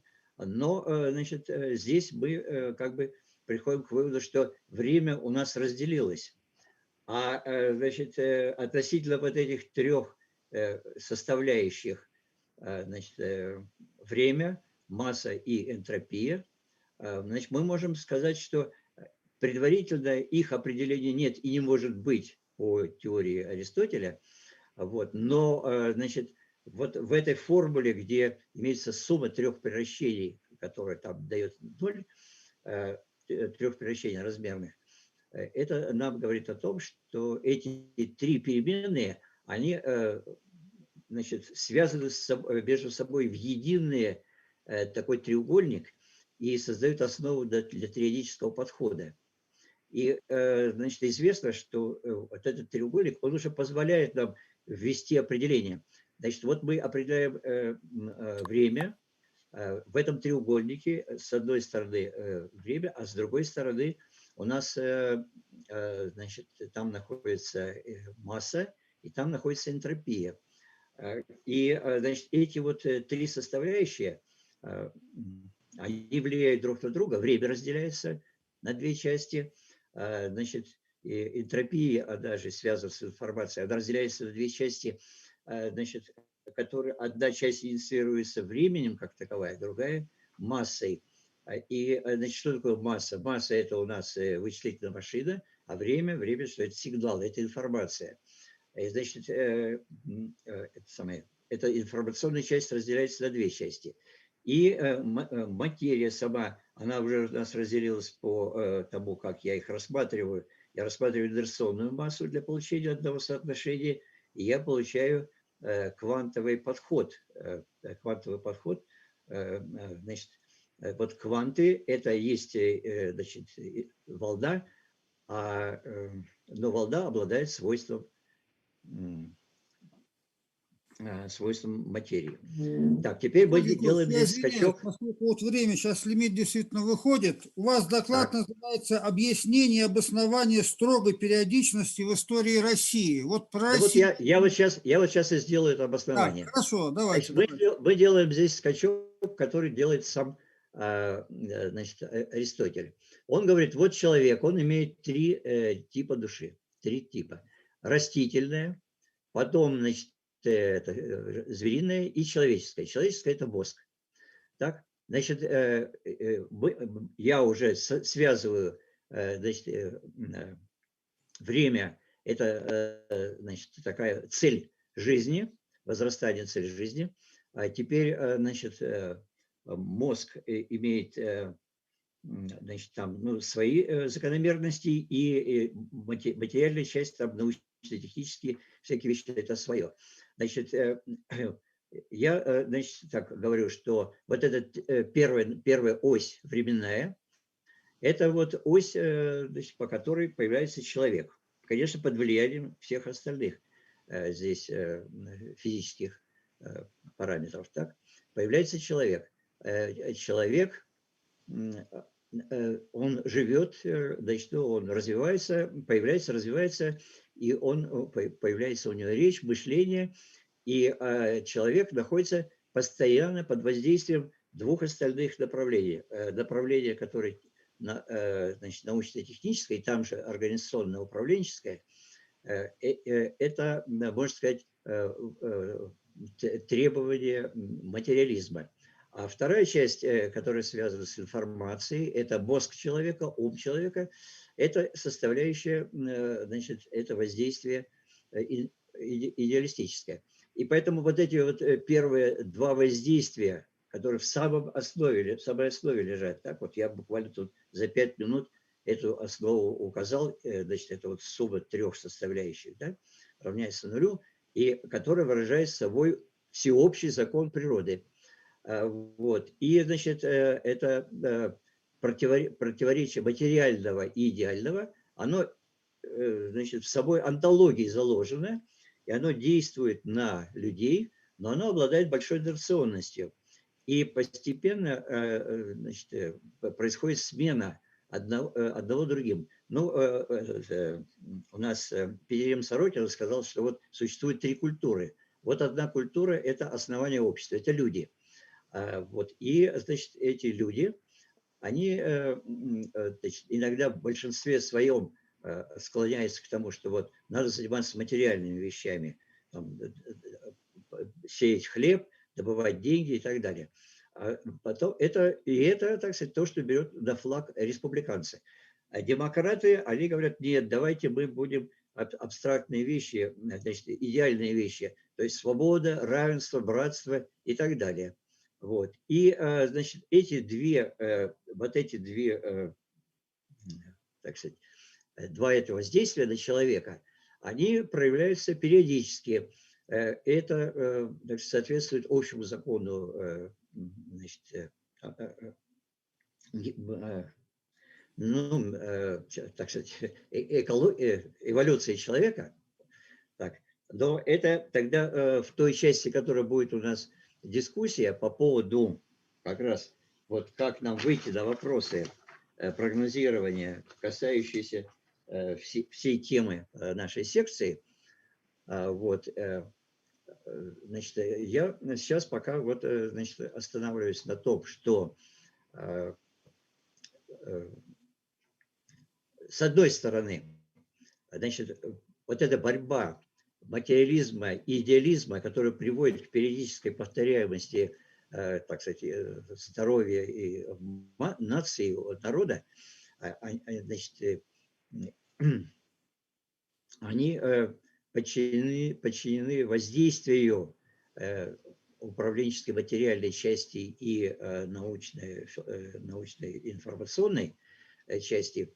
И поэтому, значит, эта периодичность строго повторяется только в том случае, если эти вот воздействия с этих двух основных влияющих позиций остаются одни и те же. Если они меняются, то эта периодичность изменяется. И, значит, когда я вот вам начал читать вот эти, значит, законы повторяемости в Америке, то, значит, вначале все шло очень хорошо, там действительно через 144 года шли смены этих фаз, но в последнее время там все не так. И поэтому, значит, в принципе, значит, можно сказать, сделать такой вывод о том, что, значит, вот заключение, выводы, которые сделали, значит, Пантин и Лапкин, оно в настоящее время, значит, подвержено сомнению, это не обоснованно, но, с другой стороны, значит, я на основе того, что вот это направление в трех душах, связанное с человеком, оно почему-то названо Аристотелем растительным, значит, я применил модель роста леса и, значит, получил условия, при которых, значит, этот периодический закон будет меняться. Так, очень скованно, но в основном на первом вопросе, на первом примере я остановился, потому что дальнейшее изложение я хочу продемонстрировать на другом материале. Ну, Так, знаете, у вас спасибо за время внимание. уже вышло, к сожалению. Давайте, может быть, мы к вопросам перейдем. Давайте Хорошо? вопросы. Да. Хорошо. Так, коллеги, какие вопросы докладчику? Так, ну давайте, знаете, у меня вопрос. Я сам тоже кончал физтех, поэтому мне все это очень близко. У меня все-таки вопрос вот какой. Поскольку вы кончали физтех, и действительно у вас фундаментальное математическое и физическое образование, я не очень понял из вашего доклада, я-то ожидал увидеть какие-нибудь формулы. И вот у вас название написано «Обоснование строгой периодичности в истории России». То есть как бы некая формула, некая модель и подтверждение ее историческими данными. Вот это у вас есть? Да, Если конечно. это есть, то сейчас просто мало времени. Было бы признателен, если бы вы какую-то ссылочку дали или прислали, чтобы можно было более детально. Значит, Не, вот ну сейчас здесь я это... напечатал, показал, но я здесь поясняю. Вот здесь указаны полупериоды. Они строго подчиняются вот этим 144 годам. Не, ну хорошо, я понял. То есть у вас здесь И не они формулы, а здесь подчиняются. как бы, ну как бы это сказать, ну как у Лапкина и у Пантина. Я хорошо просто с ними Да, да, знаком. да, да, да, да, да, да. Вот, поэтому я знаю их методологию. Разница в том, что они сделали на какой-то участочек истории, а я сделал всю историю, Ну начиная от понятно, да. крещения Руси до сегодняшнего дня. Так? То есть вы попытались найти какие-то закономерности, описать их с Да, помощью математических вот этих вот периодов, да? да. И так а объяснение-то у вас есть какое-то, потому что у вас написано Объяснение объяснение. есть, да, Логика. объяснение есть. А значит, все эти периоды, которые рассматриваются, их 4, они все начинались с тем, что в России внедрялась какая-то чужая религия. Значит, ну, там сначала крещение, значит, это религия христианская, потом фактически завоевание, значит, монголами, это как бы навязывание их, ну, там не религия, там их обычаи, культура и так далее. После этого пошла волна, связанная там с Петром I и Романовыми. Они взяли направление на Европу. Значит, европейская культура пришла, но она была Не, ну тоже хорошо, чужда. первый этап – это заимствование какой-то идеологии. Так, Да, второй. и потом последний этап – это заимствование марксизма.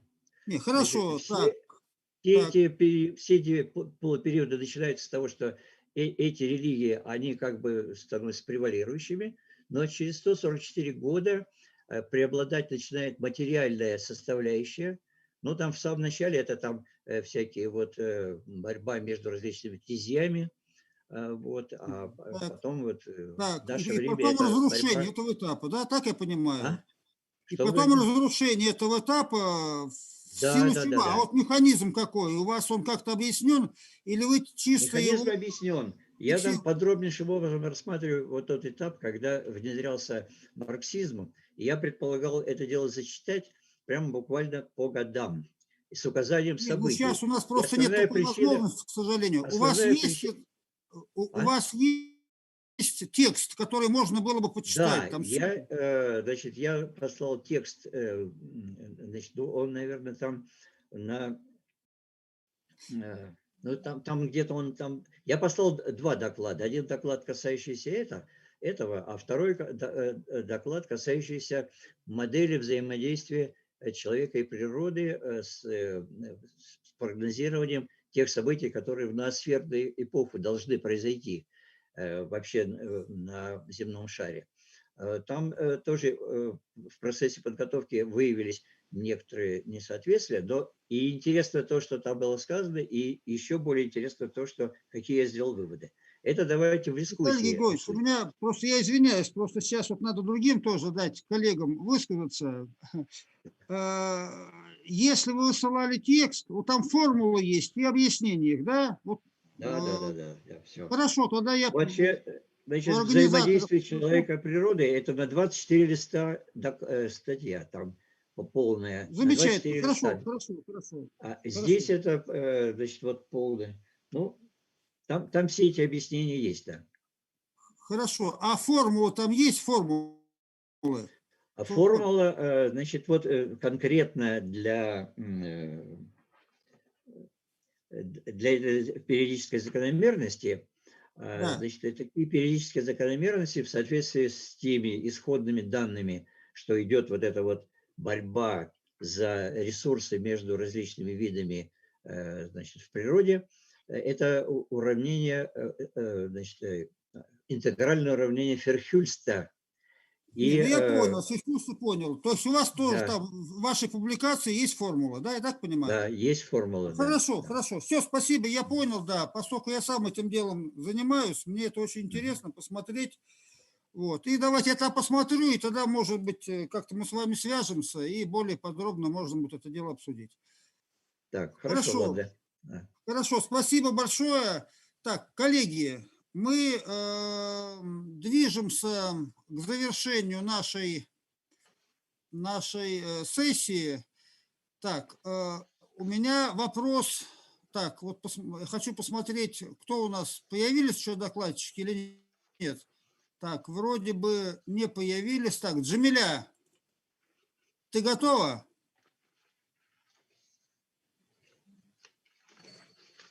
Да, я могу выступить, но просто я не знаю, время осталось или нет. Осталось совсем немного времени, 15 минут. Ну, давай, может быть, тогда просто коротко. Ты просто изложишь, поскольку ты готовилась, и как-то жалко, что... На самом деле ничего страшного, но потому И что обсуждение будет. там нужно как-то пошире говорить, так коротко сказать. Нет, ну хорошо, давай хотя бы тезисно изложи, поскольку, да, ты провела большую работу, да, надо ее обязательно озвучить. Ну хорошо, давайте тогда быстро презентацию Давай. покажу свою. Сейчас. Где же она?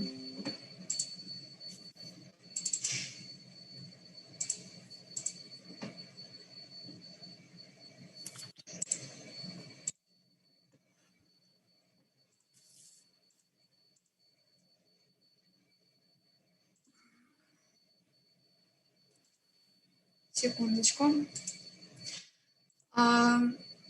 Пока время идет, я скажу, что темой моего доклада является использование непрямых действий в рамках межгосударственного противоборства. И в частности, вопрос касается межгосударственных отношений России и Соединенных Штатов. И именно то, как Соединенные Штаты выстраивают свою внешнюю политику по отношению к России. Я надеюсь, всем видно прямую презентацию. Да, видно. Вот. В целом, так, секундочку. Так, можно... Сейчас. Мне просто нужен был текст. А презентацию все видят? Да, видно. Вот, хорошо. История международных отношений неоднократно демонстрировала, что межгосударственное противоборство не ограничивается применением военной силы. Зачастую использовались также методы невоенного характера, которые также наряду с военными методами доказывали свою эффективность и результативность. Таким образом, если проследить историю взаимодействия России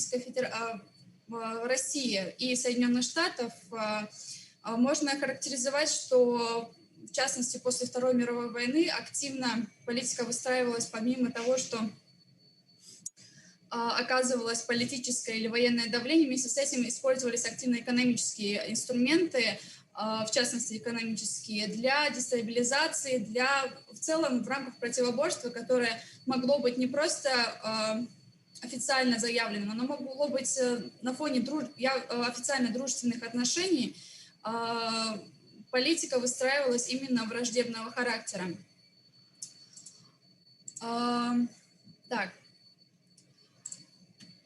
Хотела бы выявить таким образом межгосударственное взаимодействие между Россией и Соединенных Штатов как раз-таки отражает именно ту ситуацию, когда Соединенные Штаты активно используют слабые места Российской Федерации в свою пользу и таким образом пытаются ее дестабилизировать.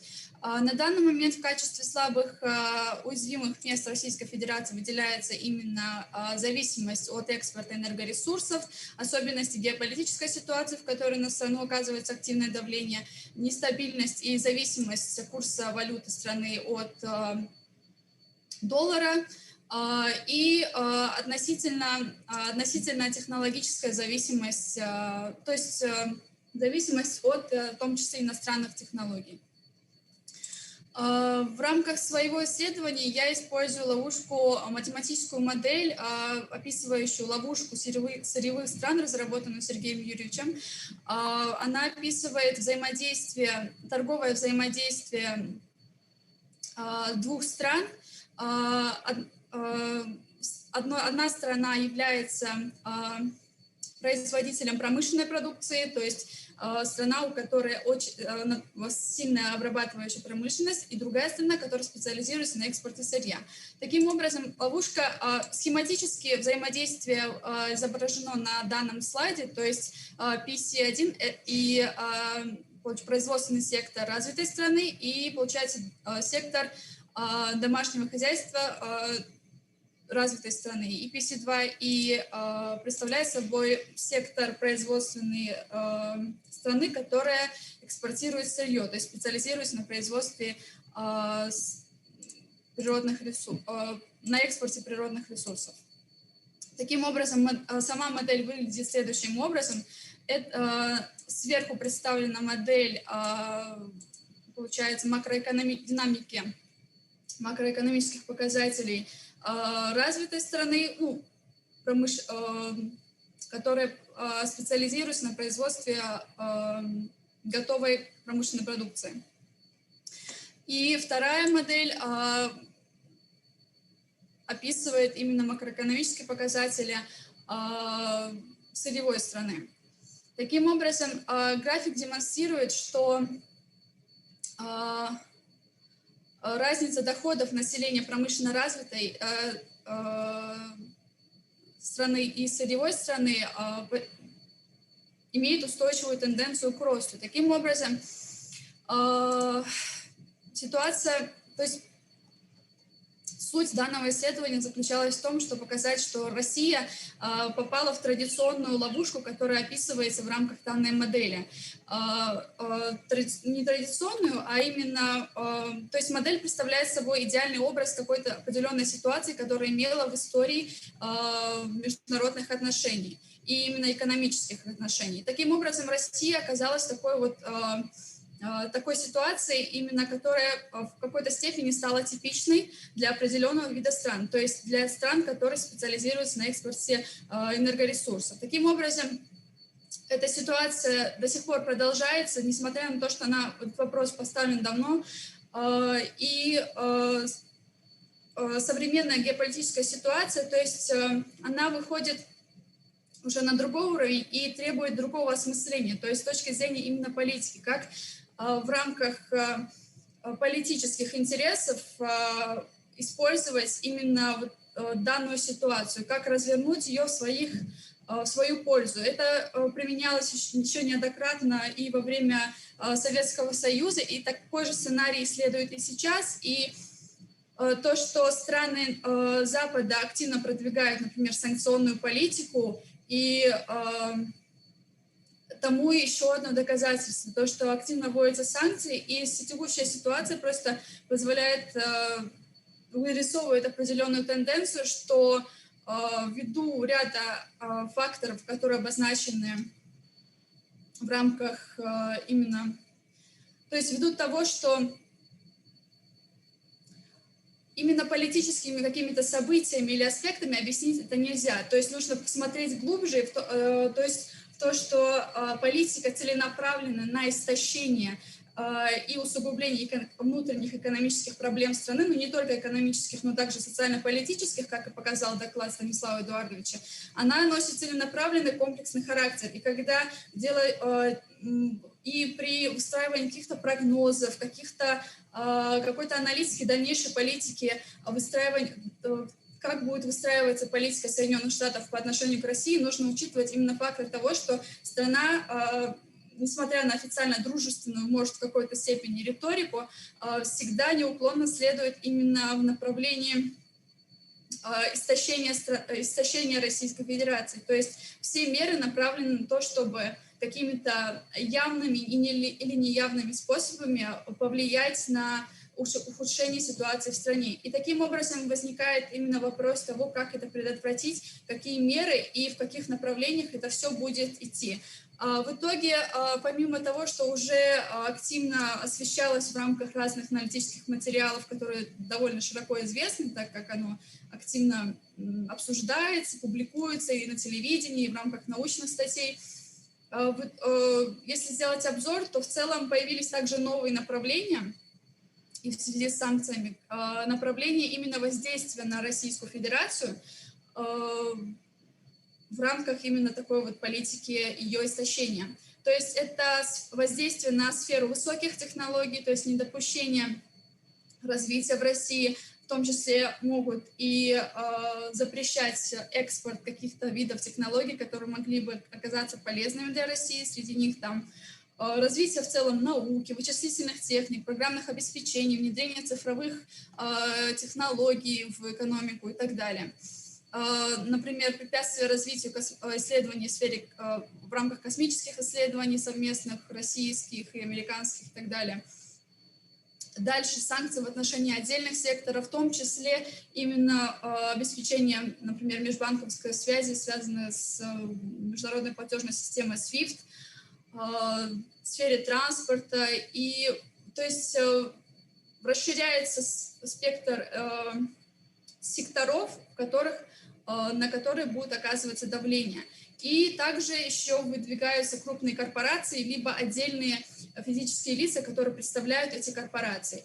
То есть сфера воздействия на Российскую Федерацию расширяется, она становится более, как сказать, раньше действия, которые были довольно скрыты и носили имплицитный характер, становятся более явными и требуют соответствующего изучения. Вот. Более подробные детали, примеры можно приводить в рамках, как сказать, более обосновательного представления моего доклада. Сейчас я пыталась в наиболее сжатом формате это передать идею. Вот. Я говорила сумбурно и нервничала, так как это был довольно экспромтно. Вот. Если есть вопросы, я готова на них ответить. Хорошо, спасибо большое. Вопросы какие докладчику? Есть вопросы? Кстати, я презентацию свою не показала. Вот, кстати, если есть вопросы, там приведена статистика именно с товарооборота, свидетельствующая то, что, несмотря на то, что, например, в товарообороте с разными зарубежными странами у России и США занимают 7% из многих других стран, но тем не менее, если посмотреть на структуру именно товарной позиции, то мы остаемся именно поставщиком сырьевых стран, сырья в страну и импортером именно готовой продукции. То есть, если смотреть экспорт России в Соединенные Штаты, то первую позицию занимают минеральные продукты и металлы, изделия из них. В целом, мы, Соединенные Штаты, в торговле, получается, среди стран, в которые мы экспортируем сырье, США стоят на 12 месте. То есть 7% всего. Вот. Если говорить об импорте, то в основном мы импортируем машины и оборудование и огромный раздел, который называется скрытым разделом. Для меня это все-таки остается загадкой, я не понимаю, что это такое именно. Вот. Но в любом случае стоит обратить внимание на 16-й пункт, именно машинное оборудование. То есть мы остаемся, то есть типичная модель взаимодействия, описанная еще в 2012 году Сергеем Юрьевичем, промышленно развитой и сырьевой страны, она сохраняется. То есть практически ничего не изменилось, устойчивая тенденция наблюдается с 2013 года по 2020, если верить данным последним. Более ранние данные как-то можно привести в более, так сказать, расширенном анализе торговых взаимоотношений двух стран. Вот. А на пока, то есть данные свидетельствуют, что модель взаимодействия осталась, и меры, которые принимались ранее, остаются и сейчас. Вот. И соответствующим образом нужно выстраивать именно и политику, и анализ межгосударственных взаимоотношений. Понятно, спасибо. Вопросы к докладчику? Скажите, а за какой период было исследование?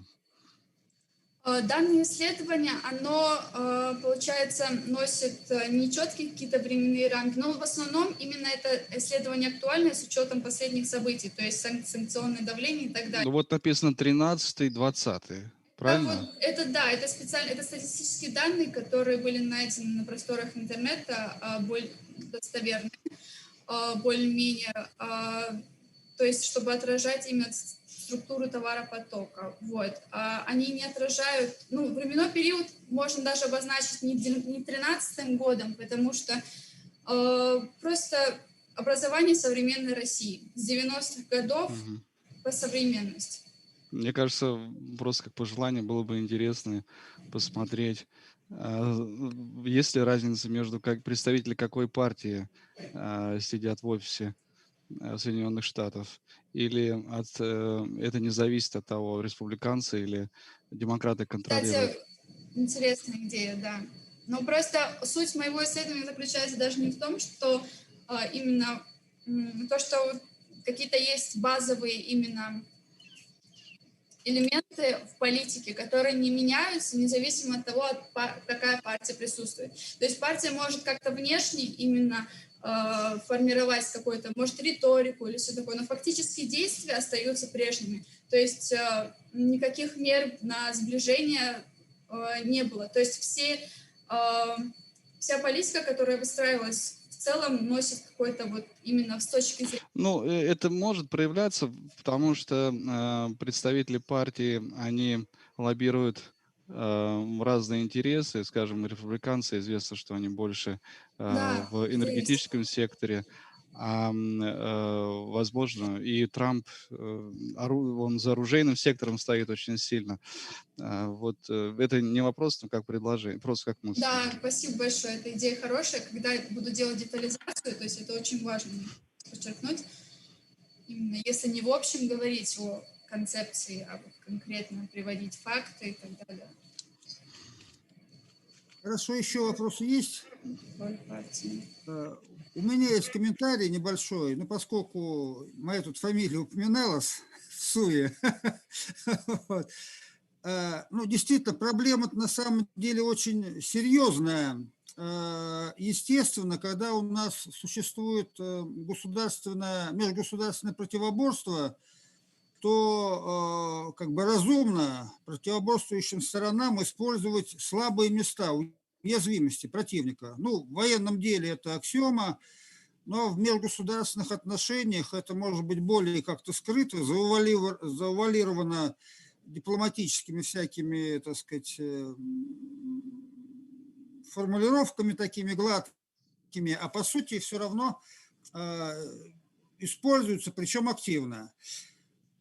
Вот, поэтому, что есть, то есть, но, вот, понимаете, какая вещь, это я уже возвращаюсь к своему докладу. У нас сейчас развилка. Мир становится глобальным, вот, и есть два пути вот этой, так сказать, глобализации. Один путь, когда какой-то один центр силы подчиняет всех остальных. Собственно, что сейчас пытаются, собственно, и сделать западная цивилизация, и в частности, значит, Америка хочет сохранить монополярный мир. Вот. И тогда действительно мы впадаем на траекторию вот этого борьбы всех против всех с желанием подчинить всех остальных какому-то центру силы. Скажем, Китай, так сказать, против Америки там, и так далее. Вот. И поэтому, и тогда действительно глобализация, она под большой угрозой, потому что, как сейчас говорит наш президент, нужно быть независимым и там, и там, и там, потому что против нас санкции, против нас как бы наши уязвимости используются в межгосударственной войне, поэтому ну, фактически, ну, не то, что авторкия нужна, но как бы полностью импортозамещение, независимость от внешнего мира, потому что эта зависимость будет в конечном итоге использоваться против нас же. Ну, собственно, так вот действовал Советский Союз, когда был железный занавес, вот, и ставка делалась на внутреннее развитие. Это один путь. Но другой путь, вот, глобализация подразумевает, другой путь глобализации подразумевает не подчинение остальных, а разделение труда, эффективное разделение труда, где каждая страна занимается тем, что для нее более эффективно, более, скажем так, менее трудозатратно, и этим торгует с другими странами, там обменивается с другими странами, получая от них то, что им удобно делать, и что они могут производить с большей эффективностью. Это вот мир-организм. Так вот, мир-организм или вот эта вот конфронтационность, где взаимозависимость становится уязвимостью. Вот в мир-организме взаимозависимость – это плюс, а в мире, так сказать, борьбы цивилизаций взаимозависимость – это минус. То есть, понимаете, какая вещь? Мы сейчас находимся как раз вот в этой точке бифуркации, и очень важно, куда в конечном итоге вырулит мир. Если он пойдет по пути как бы борьбы цивилизации, то ну, это вот одна история. И сейчас мы туда вот, к сожалению, сваливаемся. Либо все-таки какими-то усилиями общими нужно взаимодействие стран и цивилизаций вывести на путь доверия, и тогда вот эта вот специализация различных стран, ну и Россия может быть вполне вот в этом в мироорганизме, который, если словится, то словится, может занять действительно достойное место сырьевой специализации. Почему нет? Потому что на территории России действительно по разным оценкам там от 20 до 30% всех мировых запасов наиболее важных сырьевых сырья разного типа. Ну, почему бы в стране нашей не быть как бы основной вот в снабжении остального мира сырьевыми ресурсами? И тогда это будет плюс. Но сейчас это работает против нас, именно как сырьевая ловушка. Поэтому действительно очень важно, по какому пути пойдет мир. Ну, я надеюсь, вот, собственно, наш форум, который посвящен проблемам глобализации, должен эти проблемы заострять, доводить до, ну, как бы до руководства страны, до мирового сообщества, с тем, чтобы все-таки как-то повлиять на то, чтобы мы пошли по пути именно формирования мироорганизма, а не по пути столкновения борьбы цивилизаций. Дорогие коллеги, значит, мы уже все, так сказать, закончили выделенное нам время.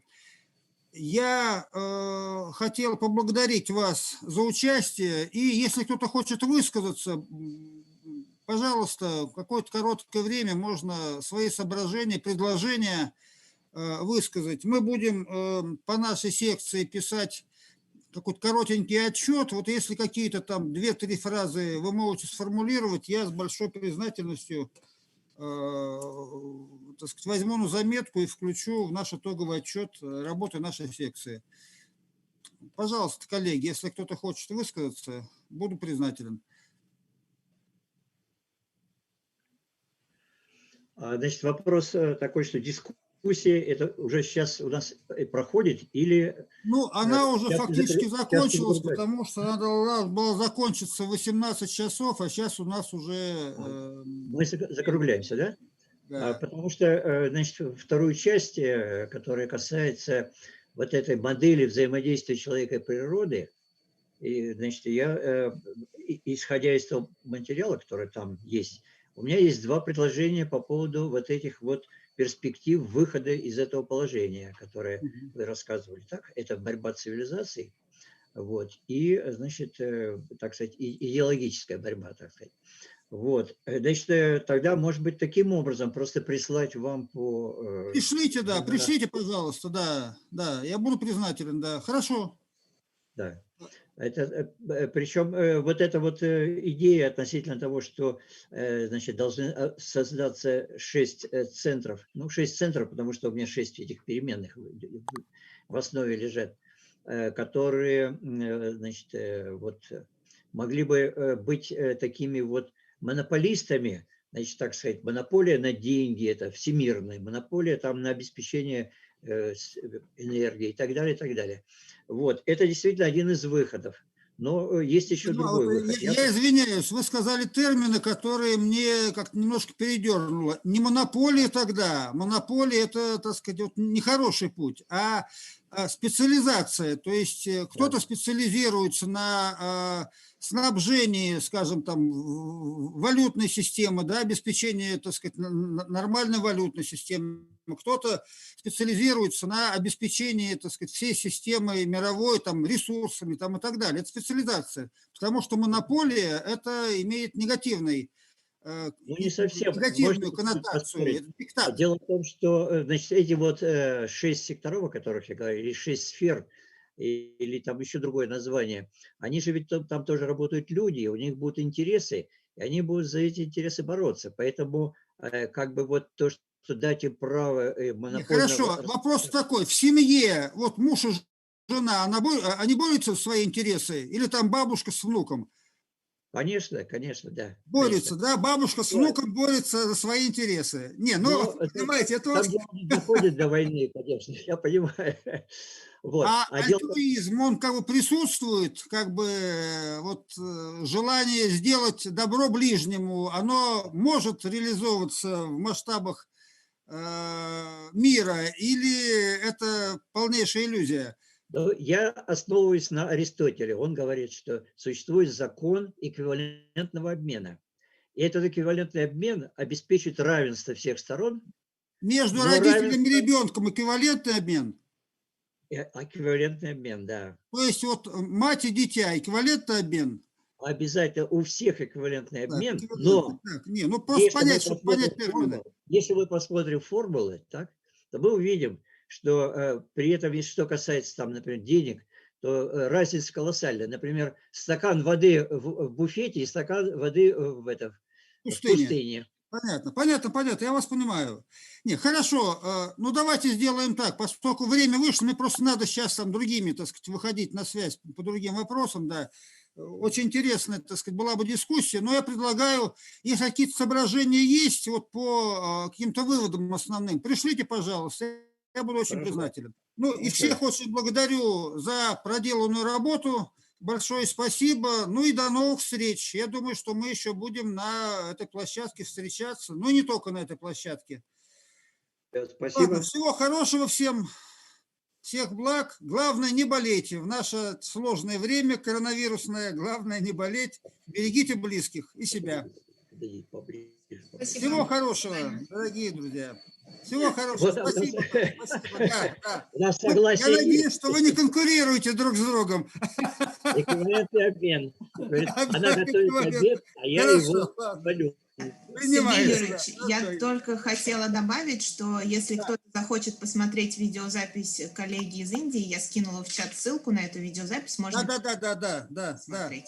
У нас был, да, коллега из Индии, который прислал видеозапись. Вот ее можно с ней сейчас познакомиться.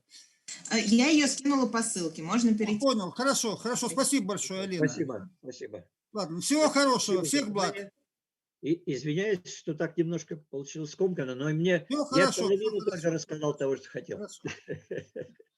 Ладно, всего хорошего, да, до свидания. Спасибо, до свидания.